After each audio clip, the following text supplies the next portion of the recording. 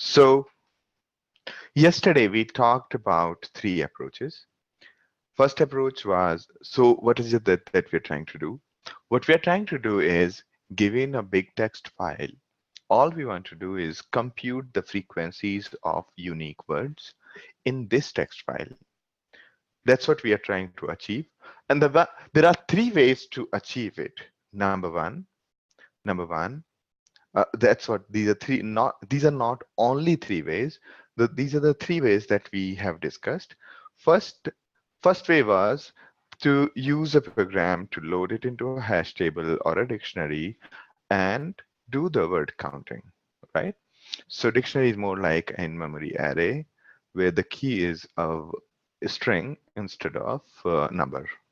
Or you can think of it like a name value pair where value it could be anything. So that the first approach was that one. Second approach that we discussed was, so second approach, this was the first approach, the programmatic approach. And in this approach, basically we maintain the hash table.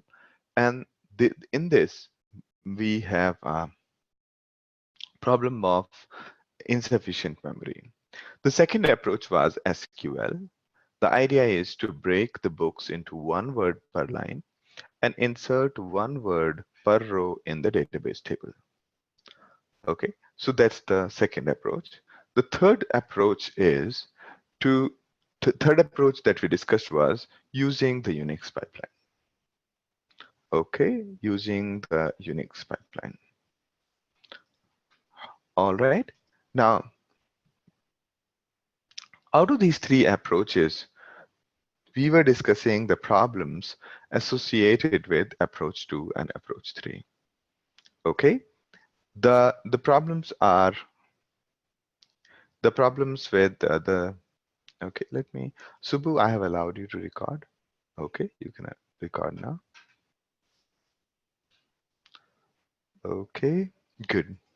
Now, the problems that we discussed with respect to SQL and Unix approach was, even though these approaches, the Unix approach, it does not suffer from memory overflow because it uses the disk instead of the memory. Both SQL and Unix, they the two approaches we discussed, they both of the approaches use the disk instead of the entire memory, right? And as the data grows, there'll be more and more usage of the disk, and hence the CPU, disk speed, and disk space will become the issue. Okay, because as the data grows, sorting will take more time and so on. So these issues will occur. Now, how to overcome that? Then the fourth approach that we were discussing was external sort. What is an external sort? Split the files to the size that fits into the memory. Okay, so you have a huge file, you break it down into multiple parts, and then using the previous approaches, either the Unix one or SQL one, we find the frequencies using other computers and then merge it using, say, a command like sort. Sort also have -m or -m flag, which makes it merge two files which are already sorted. Okay, and then some of the frequencies. So if you think about it, this is how it looks. Say you have a launcher, you have machine 1 and machine 2. So both the machines, we are sending these two files, okay, two texts. At machine 1 and machine 2, we are computing the frequencies and we are returning the frequencies of the words. So here the data that we have sent to machine 1 is sa, re, re. It's like I've really shortened the entire data. It's just example 1. And here we are sending, say, ga, re, re. And machine 1 is returning the frequencies of the word. Here the word is re twice and sa once, right? Re twice and sa once. And also notice that these words are ordered. Similarly, the second machine is basically returning the word and the frequency like GA2 and Ray1. Notice again that GA has come before Ray so that the data is sorted. Now, what launcher will do is launcher will merge these two files. Launcher will merge these two files. Okay. And this is what would be the output. All right. This is basically called external sort. And yes, it is similar to, it is basically distributed computing based or parallel computing based. Okay. And question from Sachin is, can you show the code of these approaches? This approach, we have not prepared the code, but you can write it by yourself. You can basically SCP the data to multiple machine, and then from there you can do the sort, the usual one, the way we have done, say, Unix command. And after you have done the sort command, the command that we talked in the previous one, then you use the SCP command. Here, the data transfer could happen using the SCP command or rsync command. Okay, this transfer is over the wire. All right, and so now here we are merging it. So merging either could happen by you writing your own code or using a command like sortam, and then we can do the word counting. Okay, so a question from Robin is, yes, question from Robin is regarding the file to a size that fits RAM. Okay, please cite a sample computation in memory frequency capacity to illustrate. Okay, so um, okay, so here, yeah. So basically, all you will do is you will split the data into, say, small sizes, what machine 1 and machine 2 allows, and send that across, or use the previous one. So you can actually go up to, say, 1 GB of data. And then using the sort command and the previous approaches, you could do the word count. All right.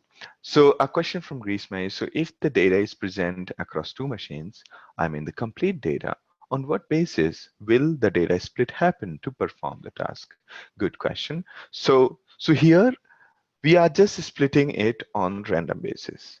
Okay, we are just splitting it on random basis, and there is no what do you say, there could be many ways of splitting it. But even if you just split it uniformly, that first, if let's just first send some of the data to machine 1, the other data to machine 2, and let it start the computation, so still that would work fine.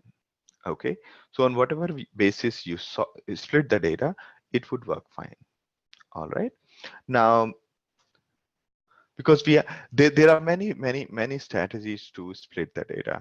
One strategy could have been that all the letters, all these words starting with letters lesser than J go to machine 1, and all the letters including J and after J go to, all the words starting with the letter J or after J would go to machine 2. That could have been another strategy. In that case, we don't have to worry about anything. We'll just concatenate the two.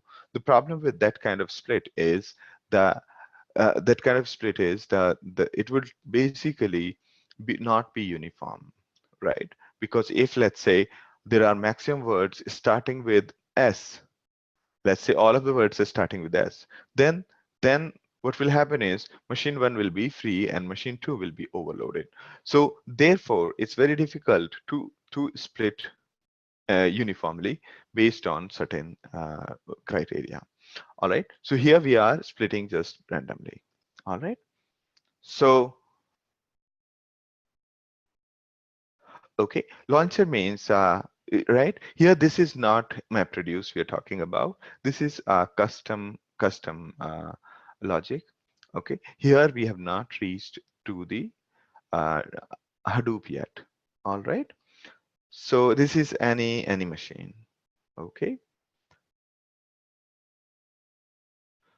so we talked about three approaches. This fourth approach is a custom solution to do the external sort. Okay, using the external sort. This strategy is called external sort. All right. A question from Bintao is that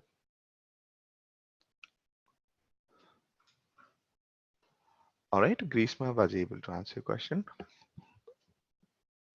Okay, now question from Binta is that how do we merge the code? It's a very interesting question. Question is, how do you merge this and this, right?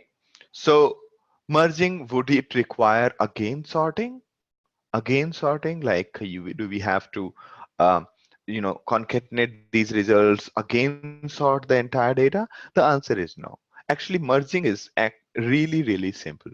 Merging is actually merging is of the order n. Generally, the sorting of the data is of the order n multiplied with log of n.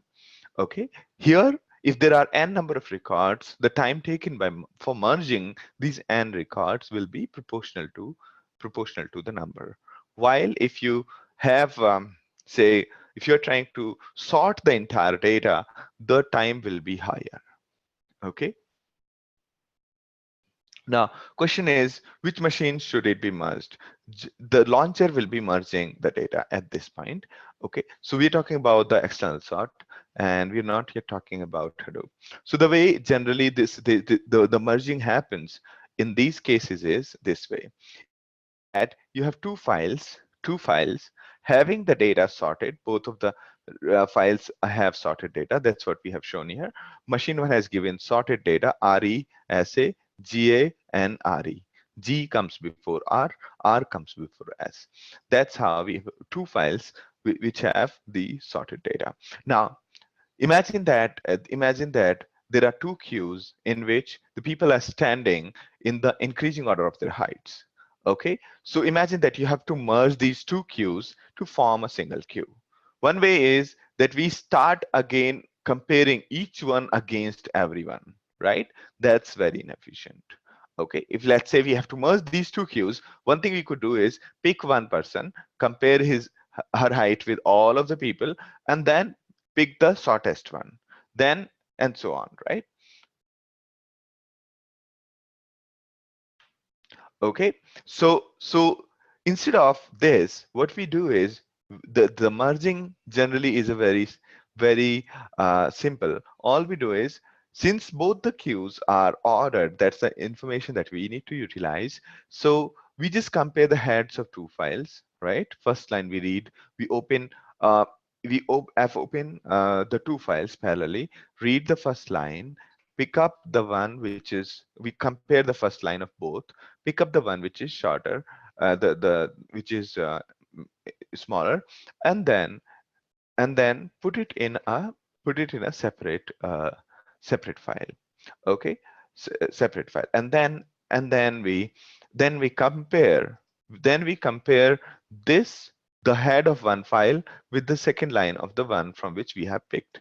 Okay, so now we'll compare these two, and we'll keep on doing it till the end, right? So till the end. So this way we have merged the two queues. Okay, is it clear? So this is basically how we merge two huge files in which the data is ordered. Okay, this is how the sort command actually works. Okay, this is how the sort dash m means merge the two files or merge the multiple files. That's what sort minus m does. Okay,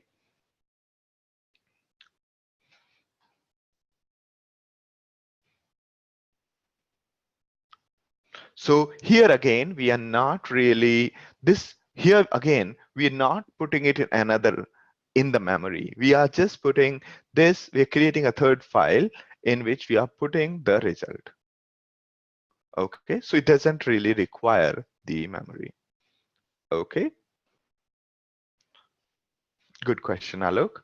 Question from Robin is, at what component is launcher located? If the launcher is initiator of the split setup, how will launcher as a component assign and allocate the split of 2 or 3 machine or 4 machine and so forth? Exactly, that is the challenge with this kind of a setup. Okay, so is it clear that how did we merge these two?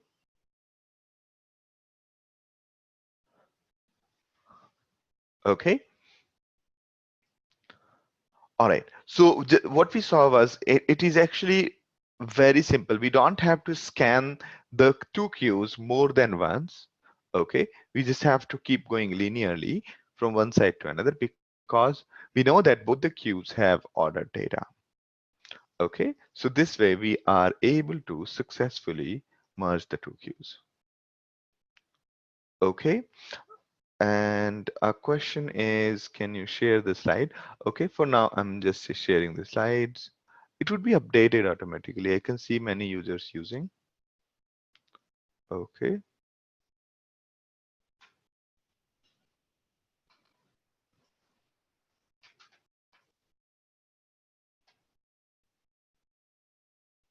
okay,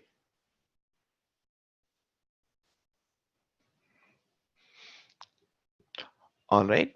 So a point from Noor is I like the approach of merging. Otherwise, I was simply thinking of sorting the data again. Exactly. So this is a very important step, and mm, most of the big data interviews or distributed computing interviews, this approach is generally asked. Okay. Now, so this is basically merging the two queues and merging the two files into the final one without requiring any memory and without requiring more than a number of steps. Okay. So we have delegated the task of sorting to individual machine. So individual machines is basically doing the heavy work here. They're basically, after computation of the frequencies, they are sorting the data. Okay. Anyway, when they will be computing the frequencies using the approach that we've talked about, they would anyway be sorting the data. All right. So we could also do this, that we let both the machine just sort the data and send back the parts of the data. Okay. And we don't ask machine one and machine two to do any of the computation. Let both the machine do the sorting and let launcher do the merging. Okay. So Grishma's question is, if the data isn't heap in terabyte, sorting and merging won't be difficult, right? If there are thousands of machines, then we can split our data into thousands of parts, let thousands of machines parallelly sort their own parts, and then let launcher merge those thousands of files. Okay. Let launcher merge those thousands of the files. Okay. The question is here, since there were two machines and we had just two queues to merge, the life was simple, right? What happens in case of there are many more queues than two? One way is, let's say there are three queues. One way is, let's first merge the two and then we pick up the third one and then we merge that.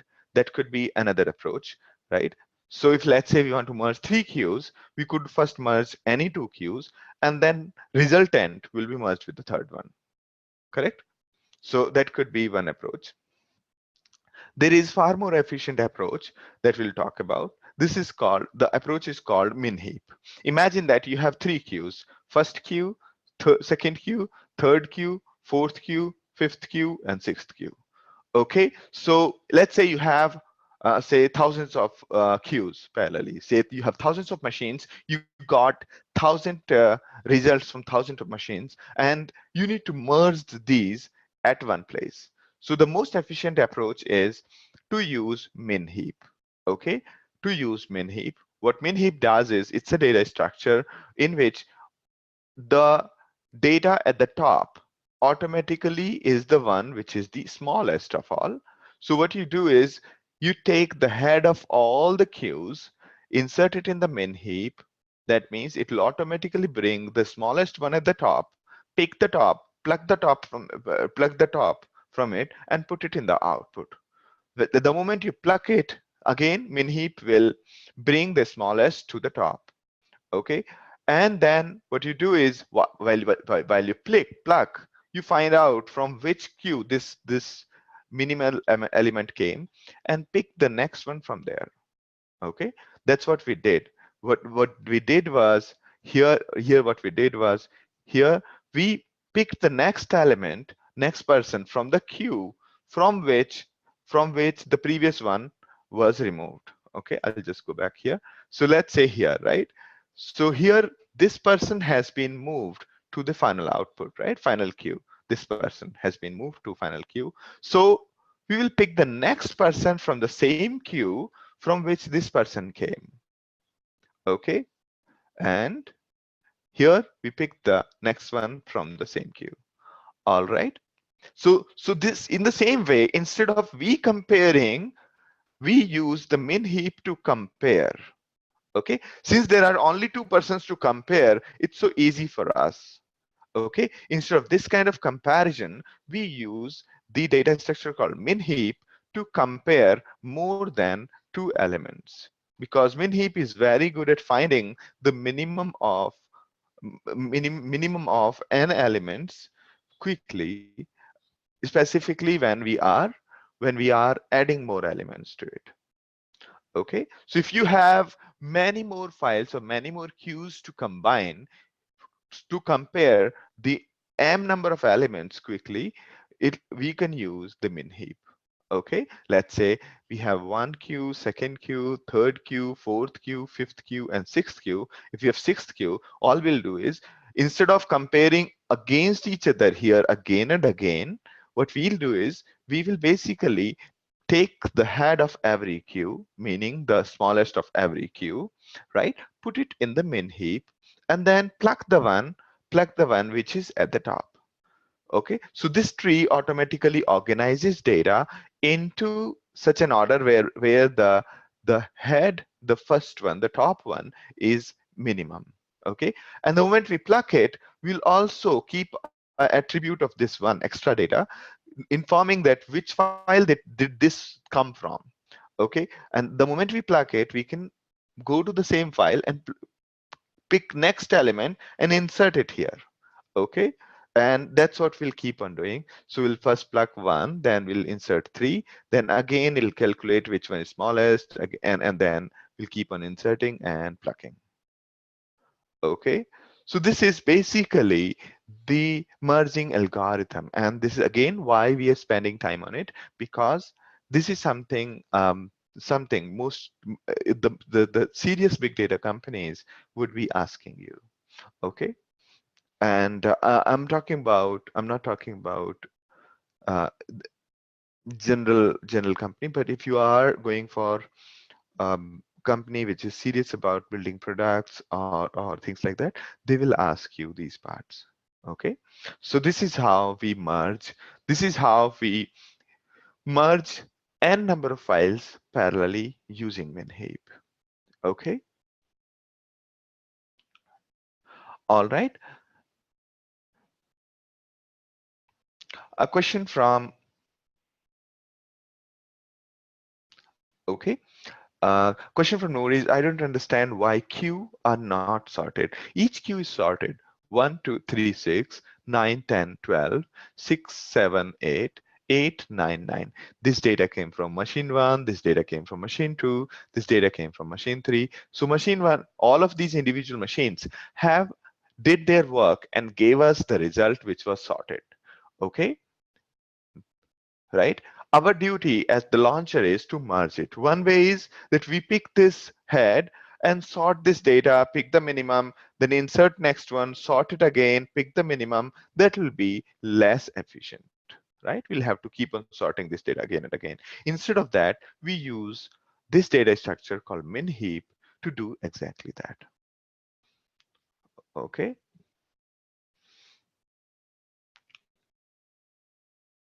Okay, a question from Robin is, in MapReduce, is sorting a mandatory process before merging, or is it? We'll come back to MapReduce after this.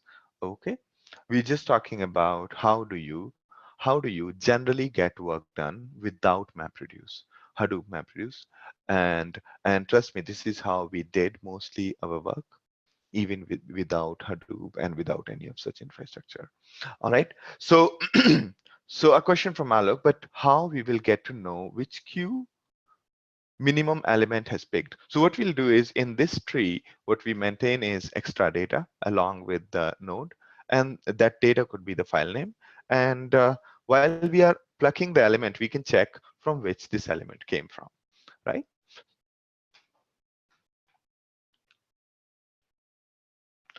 Okay. Okay. Question from Grishma is, can you explain the logic, please? Do you want me to go over again, Grishma? Okay. So are you clear about this process? What's happening here? How did we merge two queues, right? So if you have n number of queues, what we can do is we can follow this process. Okay. Let's say we want to merge, say, multiple queues, right? So we can merge two at a time, right? Here the life was really easy because there were only two queues. Had there been, say, n number of queues, one was that we pick uh, so the way we are saying, like, here there are six queues. First queue contains the elements with in this order, 1 3 6. Second queue contains 9 10 12, and third one is this, fourth one is this. So there are six queues, right? So now the strategy is very similar to what we did in case of two queues, just that comparison of these, right, comparison of the head of each queue, right, is actually a hard process. Okay, because we need to compare so many elements. Therefore, instead of we comparing by ourselves, we are pushing this data into something called min-heap. This min-heap is a data structure in the computer science. The property of this min-heap data structure is, you can think of it like a black box. All you do is you insert data into it, and automatically the one which is smallest bubbles up to the top. So we can access the top and pluck the top from the heap. So this is called the min heap tree, in which the property is that as we put the data into it, the minimum value will bubble up to the top. Okay, so we can insert data into the tree, we can pick the top, and okay, and we can remove the top basically, and we can insert data into the tree. That's the sole idea here. Okay, so that's what this tree provides us. So all we did was we picked the head of every queue in and put it into the min heap. Then automatically min-heap gave us the top, which was the smallest. So we plugged it. Then we probed this top, that where did you come from? This one told us that, okay, I came from the first queue. So we go to the first queue, we pick the second element in the same queue, and then insert it into the min-heap. Again, min-heap will bubble up the smallest element together, bubble up smallest element to the top. Then again we pluck it, and then probe that plugged element, that which queue did you come from, and then go to that queue, pluck the next element, and then we'll keep on doing that. Okay, so we'll keep on doing that, and that's how we will, in the end, we will get the smallest at every time, and hence the data will be merged. Okay, did I explain correctly? Did it make sense to you?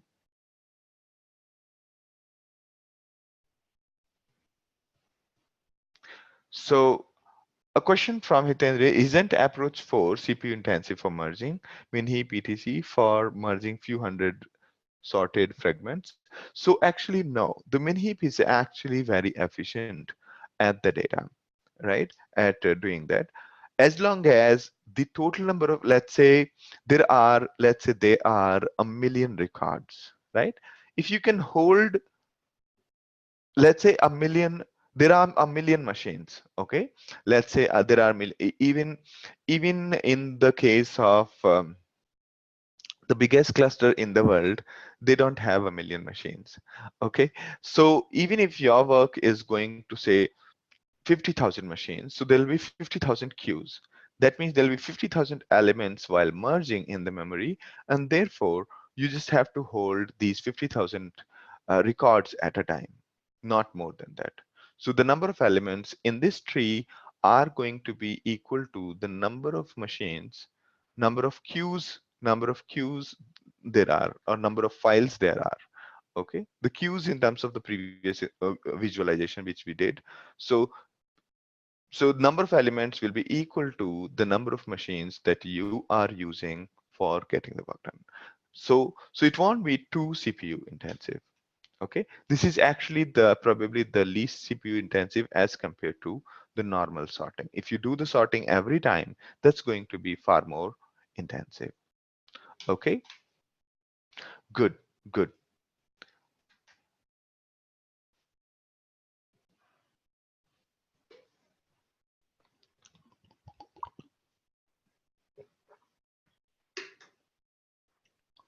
All right.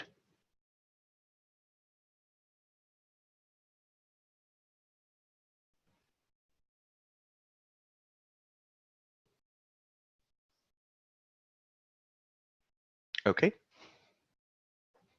All right. Let me just try to make this visualization a little more clear. Okay. Imagine here there are 4. Okay. Cool. So now,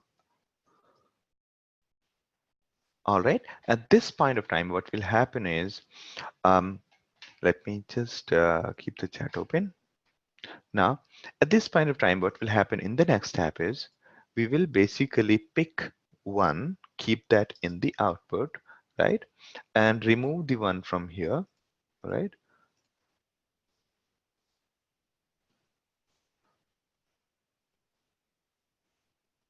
How do I?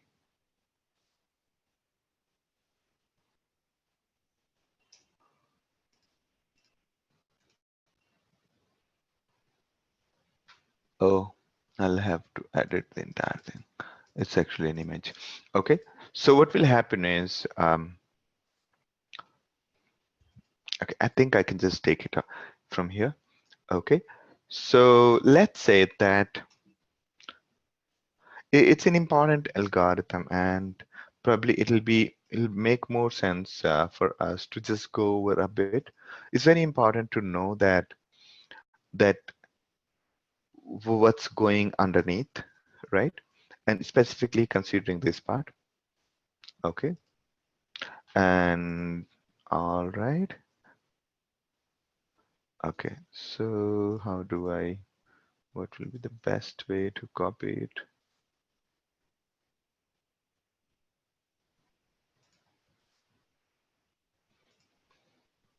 146, 9, 10, 12, 6, 7, 8. Okay. And 899.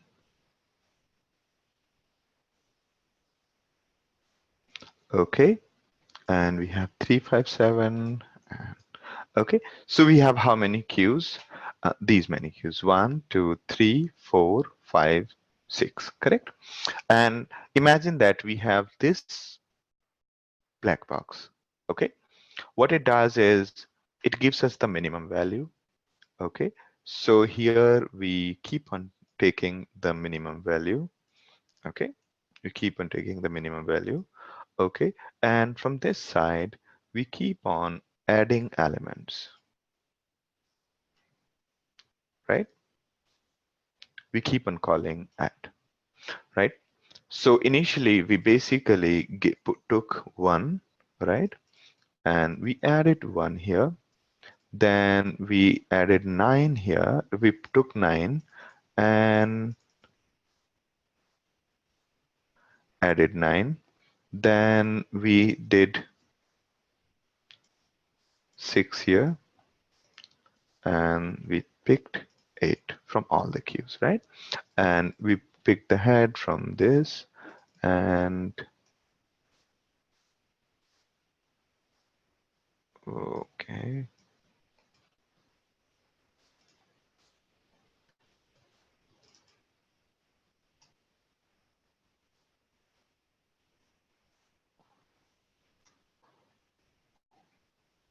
okay, all right. Then we picked 5 from this. Okay, so I hope this is clear to everyone. So we picked the head of all the things 196.835, 196.835. Okay, that's what we did from all, right? So this machine, what it does is this data structure called tree, called min-heap. It'll give us the minimum of all. So minimum is who? One, correct? Minimum is one. So we take minimum and put it in the output. Okay, and then what we do is we pick the next element from the same queue from where one came from. One came from the first one, so we pick the next element from that same queue. And let's say we're putting it here, putting it here. All right. So now who is the smallest? 3 is smallest, correct? Now 3 is smallest, but 3 came from this queue, correct? So we take the smallest again and pick the next element from the 5. Okay. Now at this point, 4 is smallest, right? 4 came from this queue, right? So we pick 4 here, pick the same one from the same queue from which it came earlier. Okay. Now who is smallest? 5.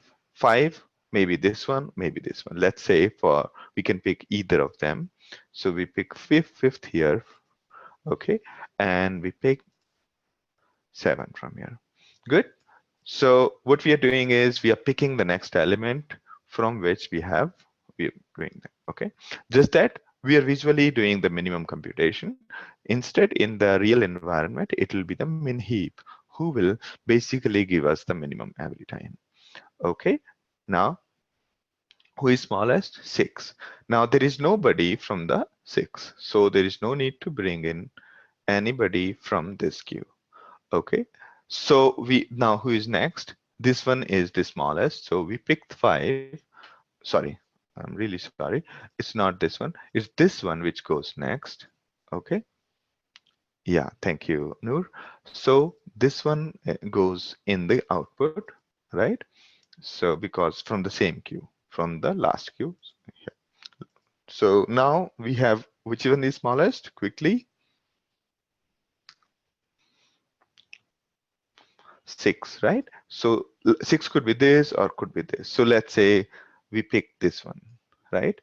And now there is nothing left in this queue, so we just ignore it. Now who is next? Again, second 6, right? So this 6 goes in the output from which it came.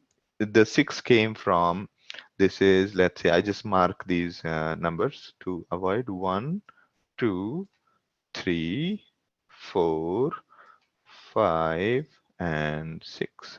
Okay, so this one came from the third queue, which is this one, right? So here what you see is now 7 goes in the output, right? Now who is the smallest? It could be either this or this. For let's say just we are picking this. So from which we are picking? Third one. So again 8 will go there, right? 8 will go there. So now this 8 or 8, let's say again we pick this 8 smallest, right? And then there's nothing left in this, so we just ignore it. Now again we are picking, I made a mistake here. Yeah, it is supposed to be 7 again. Yeah. Okay, so yeah, so we're going to pick 7, and where was 7?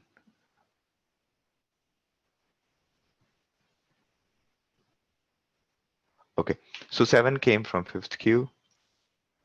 All right, fifth queue is empty, so there is no need to worry. Now the eighth one, okay, eighth one, so we pick 10 from here and insert 10 here. Now again, 8th here, from which did this come?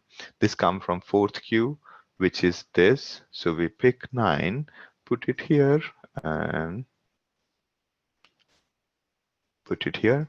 Now we are left with 9, and that's how we do the entire thing. So we put 9 out on output, the second queue, then we pick 12 and put it here. Okay. Basically, from whichever is the minimum, we pick it, and from whichever queue did minimum come, we take the next element from that queue. Okay, it's exactly the way we did earlier. Okay, so now the ninth one here again, we put it in output. Then this one is the candidate, and we put it again. Then again here, and there's nothing left in fourth queue. So we go to the next one. Then we pick 10th one. There's nothing left in the third queue, so there's nothing to pick. Then we pick again 10th. There is 17th left in this queue, so we put 17th here. Then we pick 12th, which is smallest, and there's nothing left in that, and there is 17. Okay, so basically this one basically, this is our black box called Min-heap. Okay, Min-heap. What Min-heap does is it allows us to add elements to it and extract the minimum out of these elements. That's the role of Min-heap. Okay, so Min-heap can be used in many situations, like when there is a data flowing continuously, and at every point of time, all you want to do is keep on adding data to it and extracting the minimum at that point of time. So a continuous voting kind of system could be another use case of Min-heap.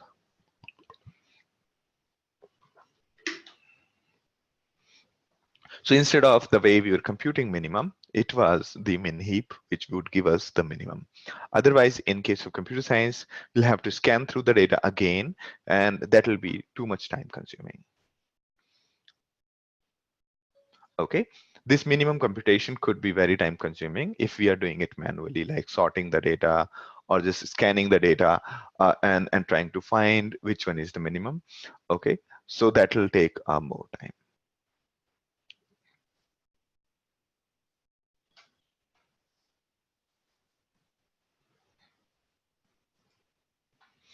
All right, is it clear now? Grishma, did I make sense to you?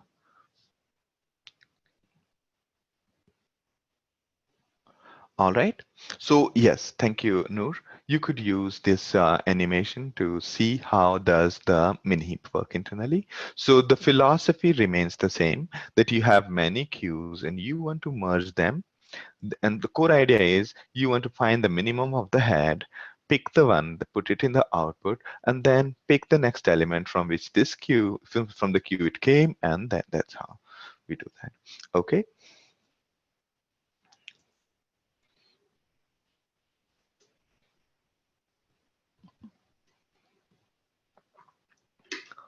All right. Or simply, instead of using Min-heap, you could also merge two lists at a time, but that will be again too much time consuming. All right. Now, the fourth approach that we talked about, in which there is a launcher and things like that, what are the challenges do you see? What are the challenges do you see in this approach? Let me just put the diagram in this. Okay, that'll help us talk about things in more objective fashion. Okay, so this is the approach that we have talked about, right? So what are the problems with the external sorting approach? So there was a launcher who distributed the work to machine 1, machine 2. Machine 1, machine 2 did their own part of sorting and counting, and then launcher basically merged the data and gave the results. Correct? So the next point is that we'll have to write custom launcher every time. Very good. Very good. For every problem, we have to write the entire mechanics, right? And therefore, a question from Grishma is that have to wait for each machine's output. Correct. So basically, all of these machines will be working in parallel. So it'll be the overall time consumed will be maximum of all, right? So it'll not be machine 1 plus machine two's time. Instead, it'll be max of machine 2 and machine 1's time, right? So Second question, a second point from Alok is, it is overhead. Yes, yes. You'll have to write divide and merge logic. So dividing logic will not be heavy, but transport will take a lot of time. Launcher will have to transfer the data, right? So it'll take more time.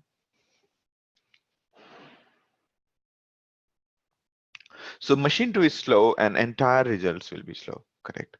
So yeah. So launcher is again could become a bottleneck. Good, good. And so yes. Any other things that you see?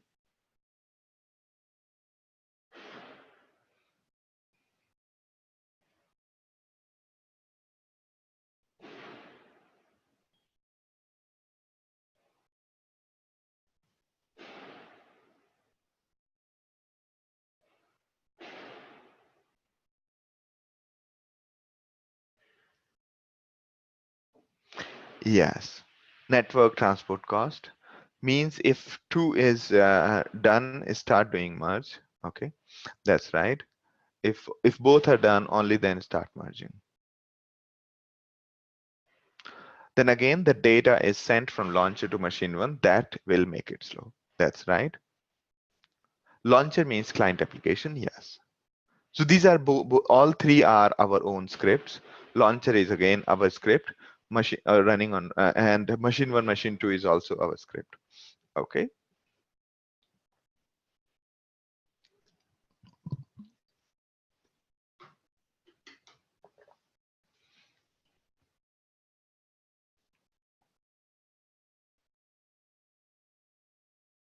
Question from Sachin is, can you show the code of it? I don't have the code for it.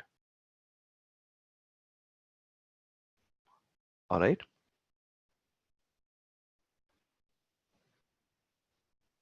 But you can definitely write it using the shell script. Okay.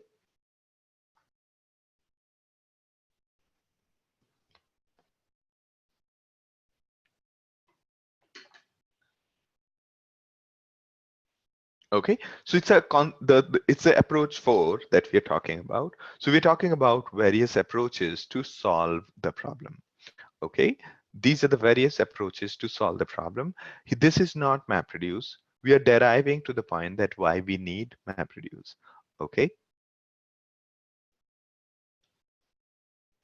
how to divide files using into multiple files? You can use a command called split in Unix.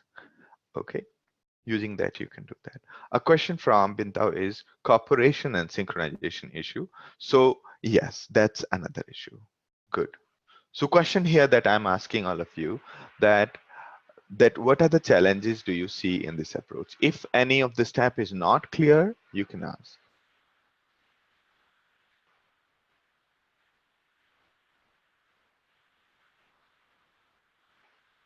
So launcher is using, say, split command to split the files. Then it is transferring the data using SCP or rsync to all these machines. Then machine 1 or machine 2 may be running SQL or maybe running, say, Unix command to order the data, find the frequency, and then it is sending back to the launcher. Now launcher is using sort -m command to merge the files sent by both of them. Okay, this launcher will have to keep monitoring both of these machines in parallel. Okay, both of these machines in parallel, so that it basically get notified as soon as both the machines have done their work. Okay, so that's the logic that we have to write at the launcher. Okay, and it basically, this whole concept would require a decent amount of computing just to make sure the failovers. Okay, so the problem with this fourth approach, the external sort, the one that we just talked about, the time consumed would be there in transport of the data. Correct? Sachin, are you with me? So there will be time consumed in transport of the data. Okay, so for each of the requirements, we would need to write a special purpose network oriented program. And trust me, though I can write it with shell script, it would take a decent amount of time to make it really, really high performant. Okay, so every time we have a problem to solve, we would be doing a lot of engineering, and that takes a lot of time, right? So these are the downside. Most of you have already mentioned it. So there is a lot of time consumed in transport of the data. In our case, in case of, let's say, we have already devised a file system in which we have distributed the data. So this part kind of becomes redundant. Launcher need not really send the data. Launcher need not really send the data. Only this transport will be left in case of Hadoop, right? So the solution for this, the, the solution for these problems is to use MapReduce along with HDFS. Okay, so now again, I hope that you got the idea. So basically, this is actually same as what Hadoop does, except for the fact that this isn't there. This isn't there because we don't need to send the data from the launcher. The data is already there on the machines. So this transport of the data from launcher to machines is not there, though machine 1 and machine 2 will basically give the results back to launcher and would be there. Okay, now let me describe again. So what is MapReduce? MapReduce is a paradigm to solve big data problem, specifically sorting intensive jobs or discrete intensive jobs. Okay, so you have to write two functions, mapper and reducer, for this. Now let's take it further. Imagine that we have directory of profile pictures in HDFS. You have machine 1, machine 2, and machine 3. Okay, let's say you have 3 machines. What you want to do is you want to resize these profile pictures. Okay, so you have already put these profile pictures on multiple servers. So you will write the mapper code. You will write, say, a function, mapper function, okay, which will basically do the individual image resizing, and you hand it over to Hadoop and let Hadoop execute this and save the results in HDFS. This is also in HDFS. This is also in HDFS. Okay, so basically we write a function, we hand it over to Spark and let Spark, we hand it over to MapReduce and let MapReduce run it. So this is a case where you only have a mapper, you don't have reducer. Okay, so you write the logic once, you hand it over to MapReduce framework, then MapReduce framework will run it, copy your code to all the machines wherever is the data, and run your code on all those machines against every record. Okay, so this is how it works.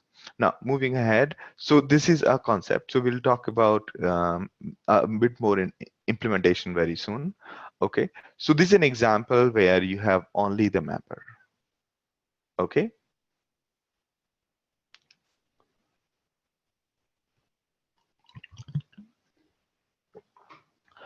all right. Now, so before we jump further, we need to make it very clear that here the data that we are talking about is in HDFS, and in HDFS the data we have is broken down into blocks, correct? Into 128 MB blocks, right? So how does that convert into something meaningful? How does that block gets converted into an image, into a text, or into anything meaningful? So what we do is we have an HDFS block, say, and we basically so MapReduce will first launch something called input format on every machine having the input block. Now this class called input format will convert this HDFS block to something meaningful, right? It could be a text file, it could be a bunch of images, it could be anything.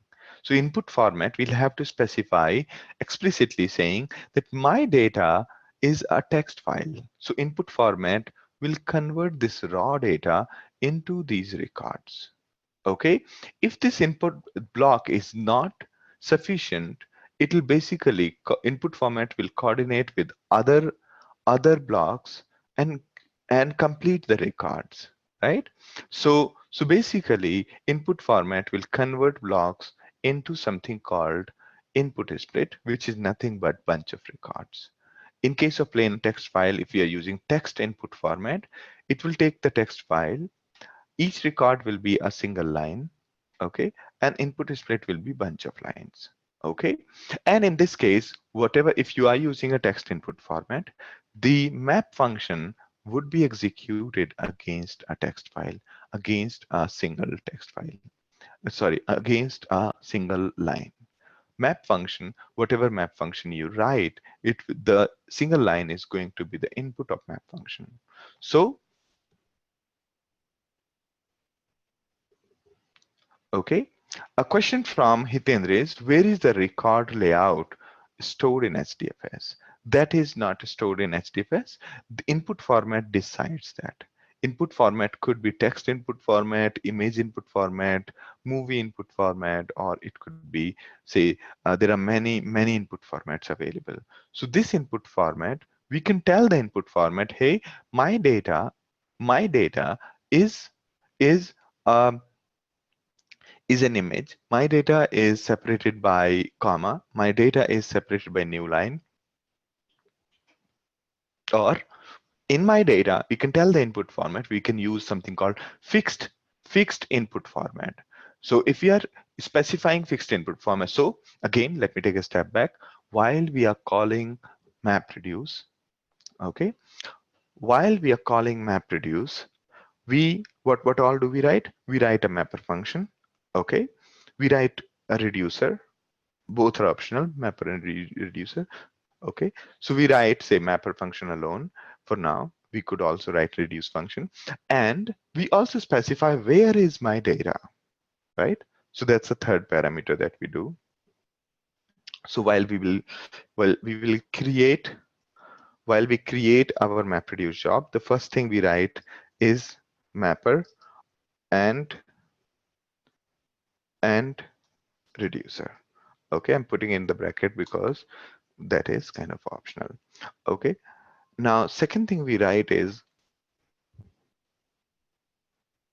second input to our job. This is the inputs to our MapReduce job. Okay, so the input folder. Third is output folder. Okay, fourth is what is the inputs to our MapReduce. Fourth is the the input format type, the type of input format. Okay, by default it is text input format. Okay, the fifth one that we so the fifth one we have is the fifth one could be the parameters for fifth one could be parameters for okay, let me just the type of input format plus parameters. Okay, parameters. So this could be the other things that we need to specify. Now there would be more more things that will be coming. So while we create our MapReduce job, we write mapper logic, reducer logic.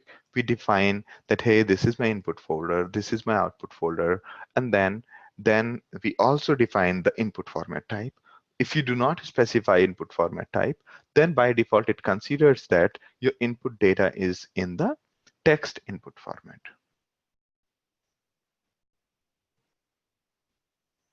Input format is one step before needed. Every input format is needed before every mapper. That's right, Hitendra. Good question. Now, so this is what happens on every machine. Every machine would be having some HDFS blocks. Every HDFS blocks, because HDFS block is raw data, okay, we need to convert it into something called a record. And against every record, whatever we write, our mapper function will be executed against every record. If there are 500 records here, our mapper function, the map function, will be executed 500 times. Okay, if there are 5 million records in the raw data across multiple machines, this function will be executed 5 million times. So there are 5 million records. So for every record, our map function is executed. All right. So we have raw data in HDFS block. We convert it into records. You can think of raw data like maybe if it's a plain text file, this record will be a single line. This record will be next line. This will be third line, and so on. Okay.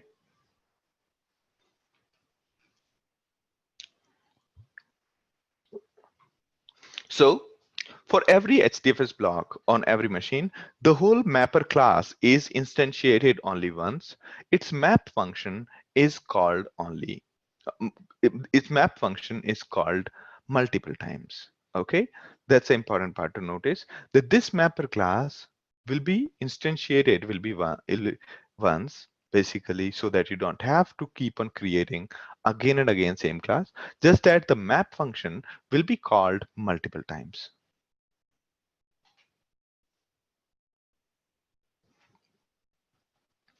Okay, a question from Alok is why it is one line only. If we are using text input format, the record will be one line.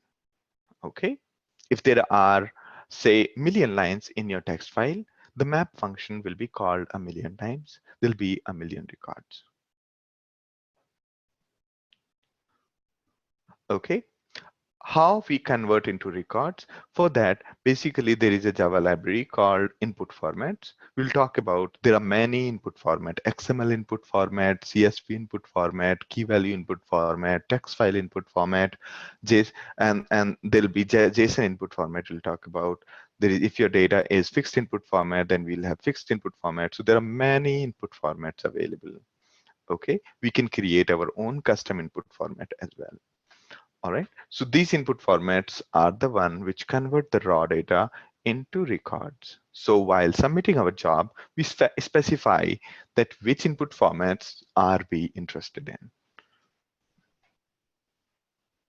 Okay, a question from Noor is why map for record 1 has 2 keys while map for record 2 does nothing. So that's up to the logic of our map function. Okay, it is up to the logic of map function. Here maybe this map function is realizing this record is having much more data, while the second one realizes that it's all empty. Okay, so the line is all full of like tabs and special characters, so there is nothing much to give out. Okay, is everybody with me so far? I know this is a little bit of theory. It is kind of needed, and I kind of don't like theory too much. So, but it is kind of needed for many things at later point of time. Okay, so there is a flow from left to right. This would be happening parallelly on every machine. A question was, isn't it time consuming that mapper gets executed? So mapper class is created only once. The object is created only once. The function is called many times. So it is little less time consuming. Okay. So our map function, this is this code that we wrote. Okay, this is the code that we wrote. This is a code already available as part of library. And this is the data. And this is again data. So here the code that we are having, this particular code must convert an input record into some key value pairs. Okay, your map function is free to give as many key value pairs as it wants. Your map function is free to use whatever key and whatever value as per your business logic. Okay.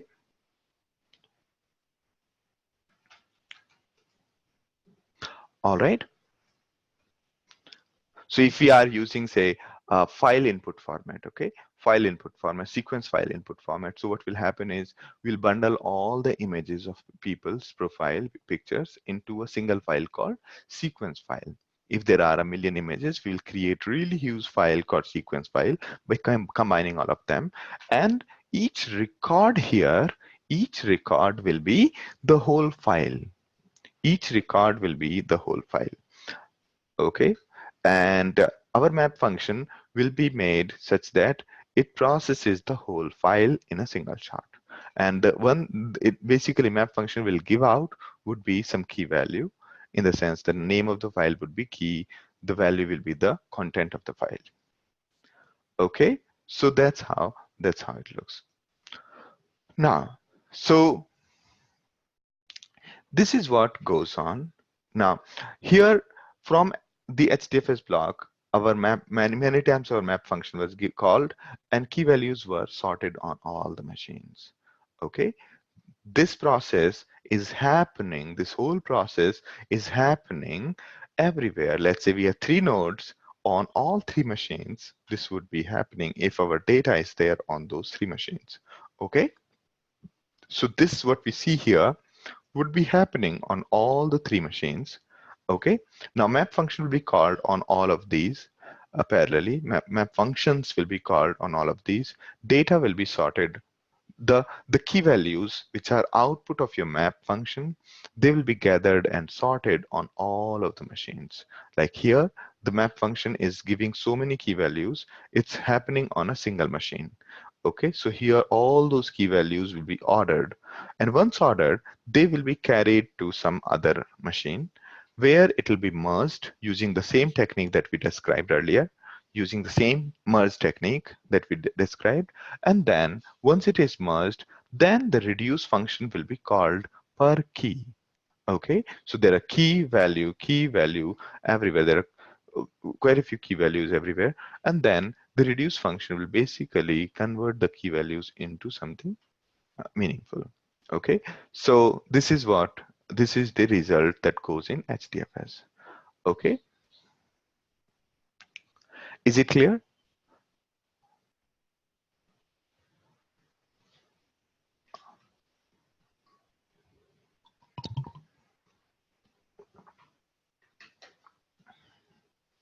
Okay, let's take a look at the word count problem.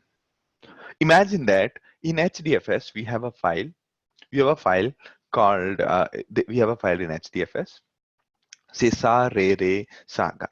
Okay, there we have a function called mapper, in which we have what it does is for every line, it breaks down the line into words, and then all it does is it converts it into key value pairs, such as it becomes Savan, Raven, Gavan, and something.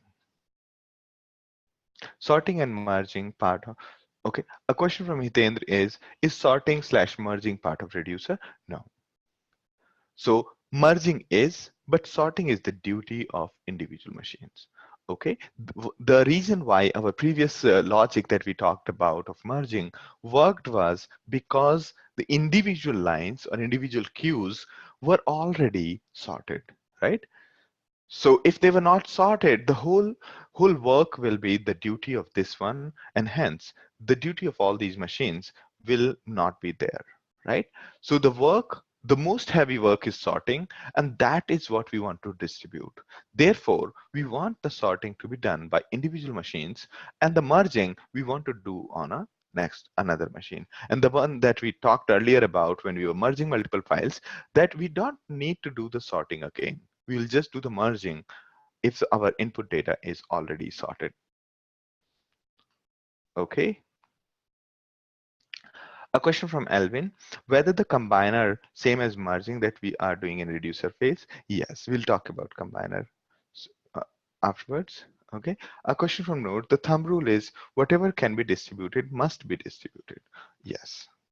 So that's a very important part. And a lot of things don't look distributed. It's just the way we think about it. Okay, and that it takes some time of fiddling around with the data to figure out that a lot of things can be distributed. All right. Like for example, if you look at the word count, the hash table was in the memory. If you ask somebody that can you distribute it, they'll say that it's only a single hash table. Hash table cannot be distributed, right? And therefore the problem is not distributable. Unless you realize that hash table problem could be converted into sorting problem, and sorting is distributed. Okay. Okay, a question from Sachin is, for sorting and merging, we have to write code? No, we don't need to write the code. We only specify on what basis should the system be doing the sorting. So our mapper need to cleverly give out these key and values such that the data gets grouped based on the key. Okay, the data gets grouped based on the key. All right. So the system, the Hadoop's duty is to sort the data, to merge the data, sort based on what parameter do you specify. Okay, and then merge it and then group it. This is where the grouping is happening, right? So for each key, this system is going to group the data based on the key and bring all the values together. And for each key and values list, it is going to call reduce.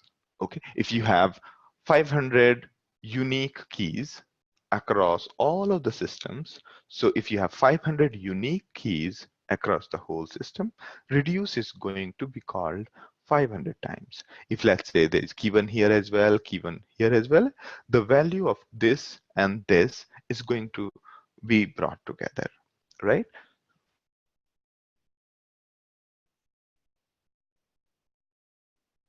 Okay, question from Sachin is, so mapper does the work of sort and merge by reducer. So we call these nodes, we call this mapper node and reducer node. Reducer, the work will be happening on mapper node, sorting work will be happening on the mapper node, while the work of uh, merging will be happening on the reducer node. Though we don't need to write any code to do the sorting. So if you think about Hadoop, Hadoop is nothing but a big machine whose primary role is to sort data. Okay.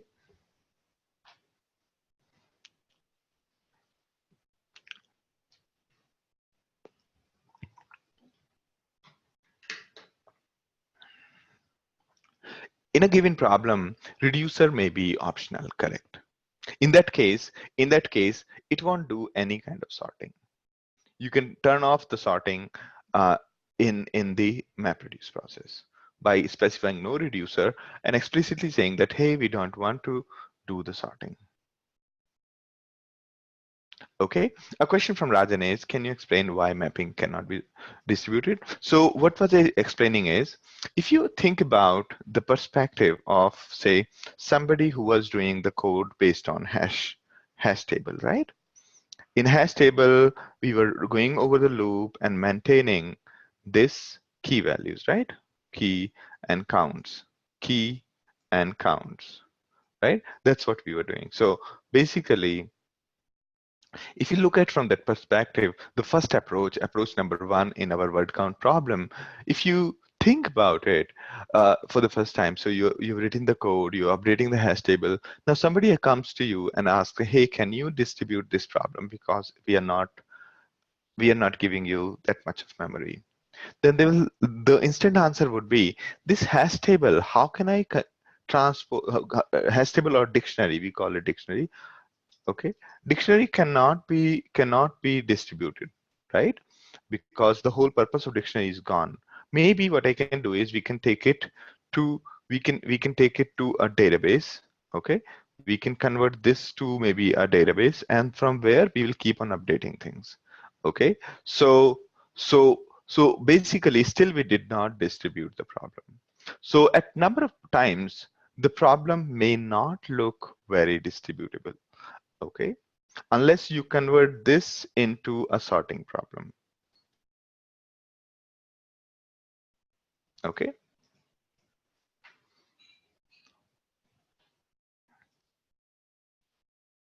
you got my point?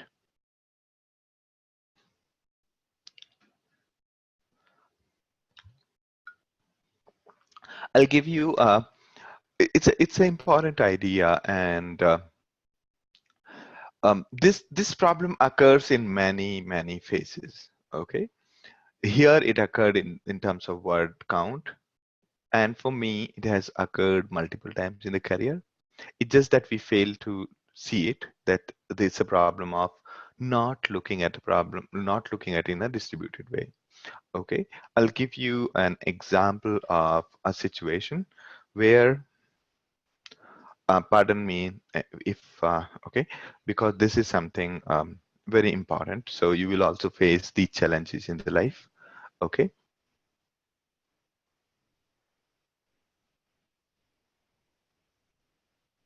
okay, Robin, I'll explain this in a minute. Okay, so I'll just explain. Imagine there is a black box. Okay, there is a machine learning algorithm. Okay, some algorithm. Okay, to which you give the data in the form of user ID, product ID, and ratings. Okay, and this guy, this algorithm, what it does is it would give you the recommendations.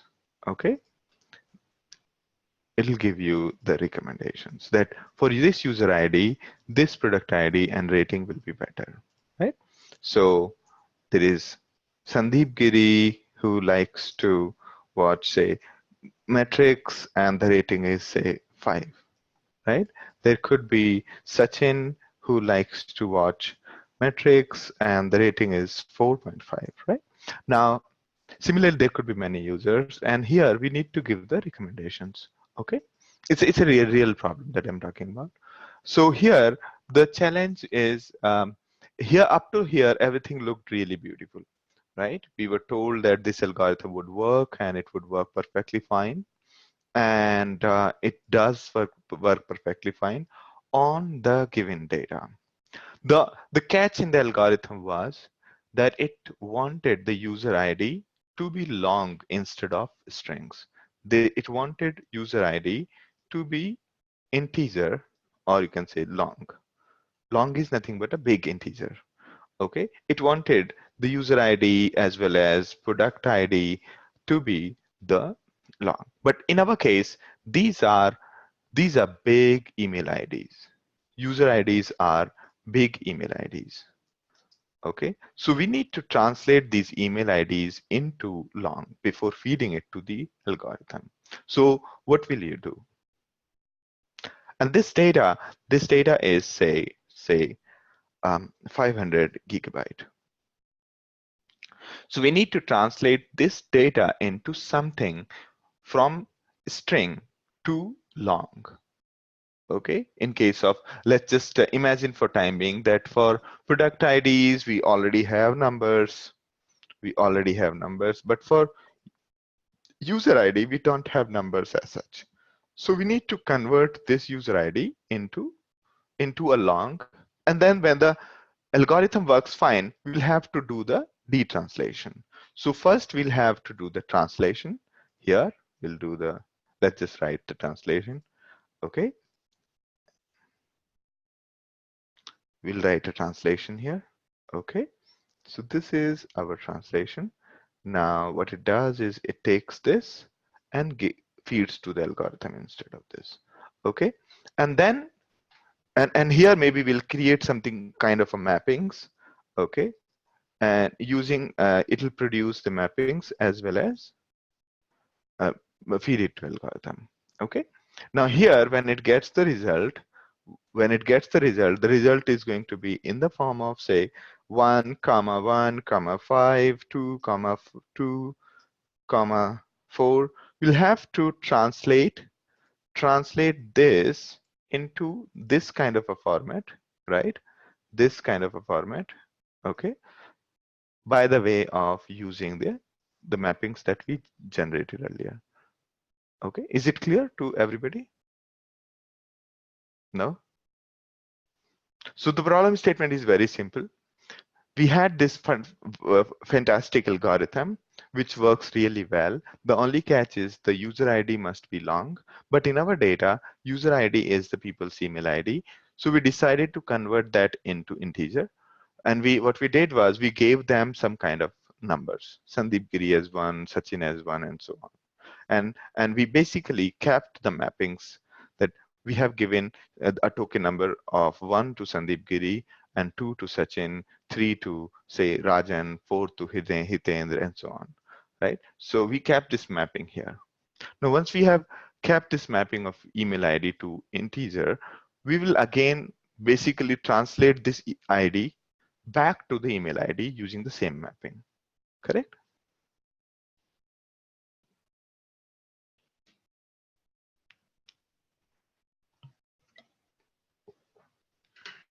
Question from Grishma is, my question is, the data is obtained from single machine for a file here. Good, good question. So let's say this file is existing in HDFS. Okay.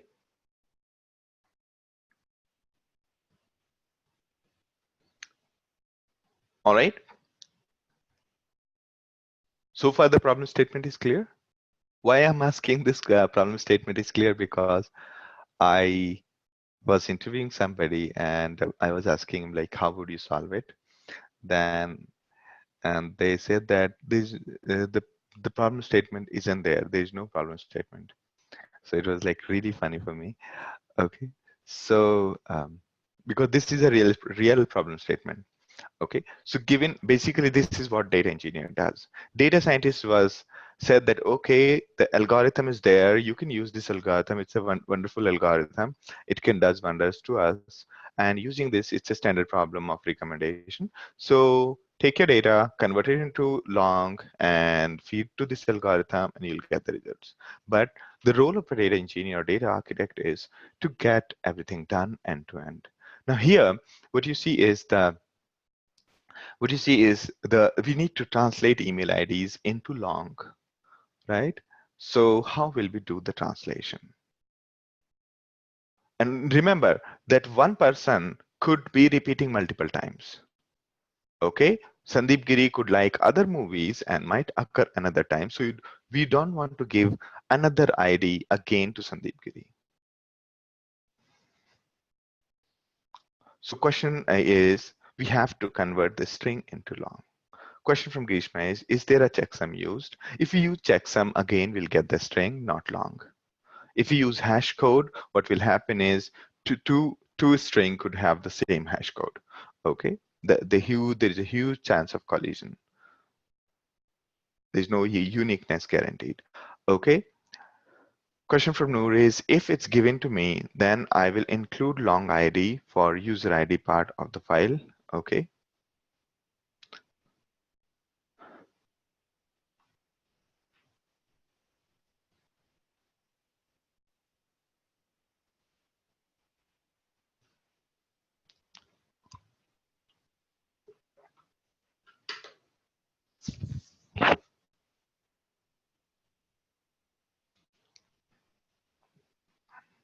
Anybody? Is the question clear? Alvin, Alok, Bintao, David, Godwin, Grishma, Hitendra, Jay, Maruk, Noor, Rajan, Ravi, Robin, Sachin, Shravanti, and Subbu.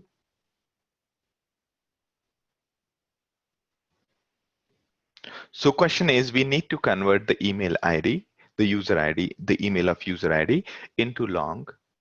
Okay, and remember that it could happen here that again there is another the same Sandeep Giri with liking some second product and giving it really bad rating. Okay, so and and one way that we did was okay, I'll explain the worst way of doing it, the way we were doing in the beginning. What we did was we maintained a hash table of mappings, a hash table or a dictionary of mappings in the memory. And what we did was we scanned through this data line by line. Okay, we scanned, or let's say this data is say not too huge, say 5 GB for now. Okay, or maybe say 10 GB for now. Okay, so now what we did was, what we were doing is we'll take a line look into the dictionary that whether this user ID has occurred earlier or not. We'll also maintain something called max ID so far, and we'll basically iterating through this file and generating the next ID. Okay, for everybody, we were basically generating an ID, and instead of one problem was could have been that since Sandeep Giri or any user could occur again, to avoid that, we were maintaining a dictionary in which we were continuously checking. Okay, and the checking that dictionary and updating. That's right, Hitendra. So take each record, write a new table assigning a long number to every new ID. Correct? Now, what would happen in this situation is this mapping, which is a dictionary in the memory, will basically consume a lot of memory, right? This dictionary, which we are keeping to track this, is going to take a long time, right? Long, a huge memory, right? Because we are going to maintain a dictionary every time we read a line, we check whether a particular user is existing in the dictionary. If not, create an entry. Otherwise, just assign that if it is already existing in dictionary, assign it a user ID, and that's it. All right.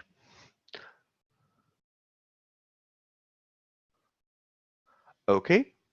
So this is exactly what we are doing, Hitendra and Grishma. Okay. So question from Sachin is, what is translation and mapping? We basically want to translate this and generate some kind of a mapping between the email ID and the long ID. Because we'll have to again convert this long into email ID. Okay, because this long is basically temporary only for this number, user ID number is only temporary for this algorithm. Once this work is done, we'll have to remap this user ID into an email ID. Okay,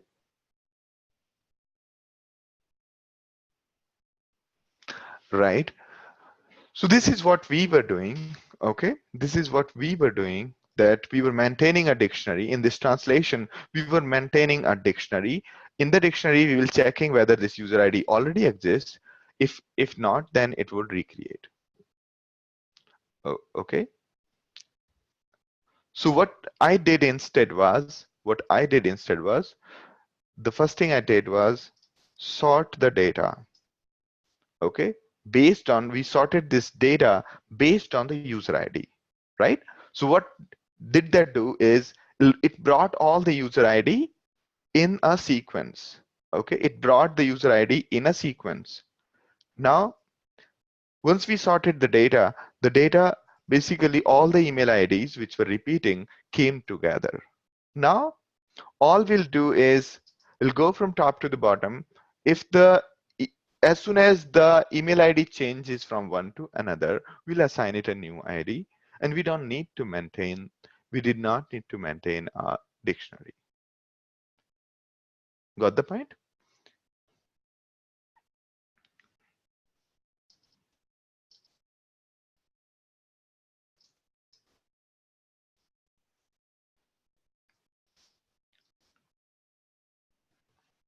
Okay. New ID and append to mappings file. Okay. And record it that, hey, we have a new ID here. Okay. So all I did was, instead of maintaining it a dictionary, we sorted this data based on the email ID, this user ID. And as we encountered new ID, we basically assigned a new ID and saved in a file. So we know that the email ID that we are encountering is not going to appear again after this time is over, because after sorting, all the email IDs will come together. So lookup of user ID is completely avoided. Thank you, Hitendra. Okay, so lookup of user ID is completely avoided. Okay, do you agree with this approach?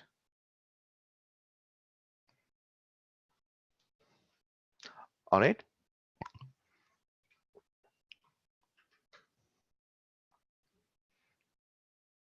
Yes, go ahead, Noor.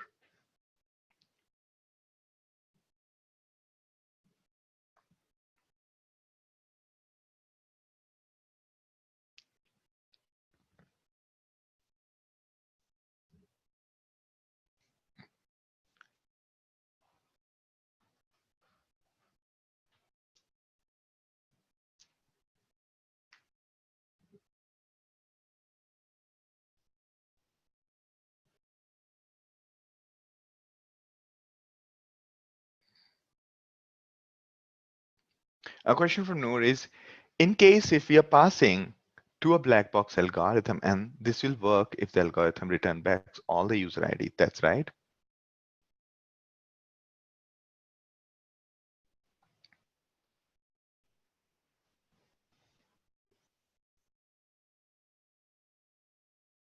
Okay, let me just read out only your answer.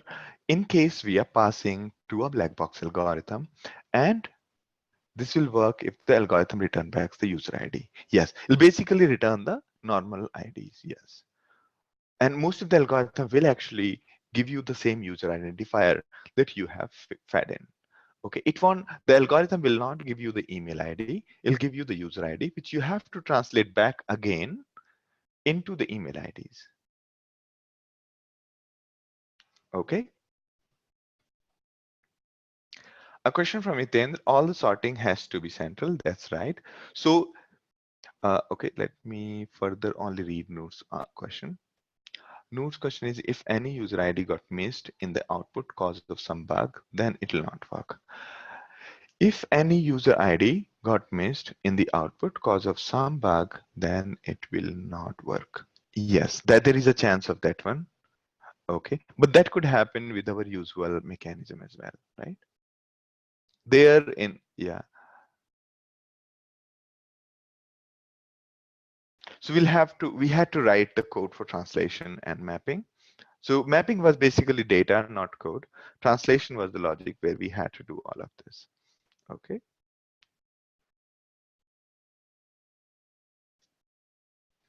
A question from Noor is, in usual mechanism, the ID is hard coded, not generated on the go. That's right. That's what we also believe, right? That's why this user ID was we generated internally. Until one fine day, this was a huge ID in hexadecimal number. And until one fine day, we realized that there is one particular algorithm that it forces us to the long ID. And therefore, we had no other option than generating a new IDs temporarily.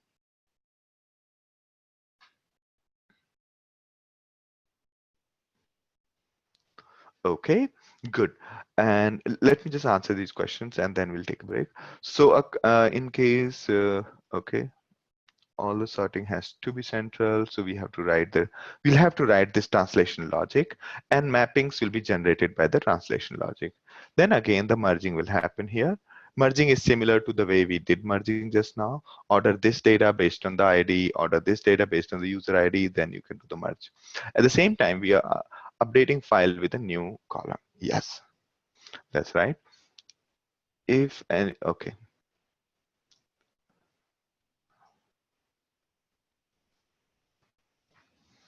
Okay, a question from Noor is, so why not choose denormalized version of data over dynamic generation of ID? Actually, this data wasn't in the database. Therefore, we did not use the database way of generating IDs. Okay, a question from Alok, mapping file is a new file or the same file we are append. Mapping file will be same, right? It'll be the same file we'll be keeping on appending. Okay. So mapping is nothing but Sandeep Giri means 1, Sachin means 2, and Hitendra means 3. There'll be 2 columns, maybe tab separated, maybe space separated in that way. Okay. So that why we want to keep it so that we can convert it back. Otherwise, what is the meaning of user ID 1, 2, 3, 4, 5?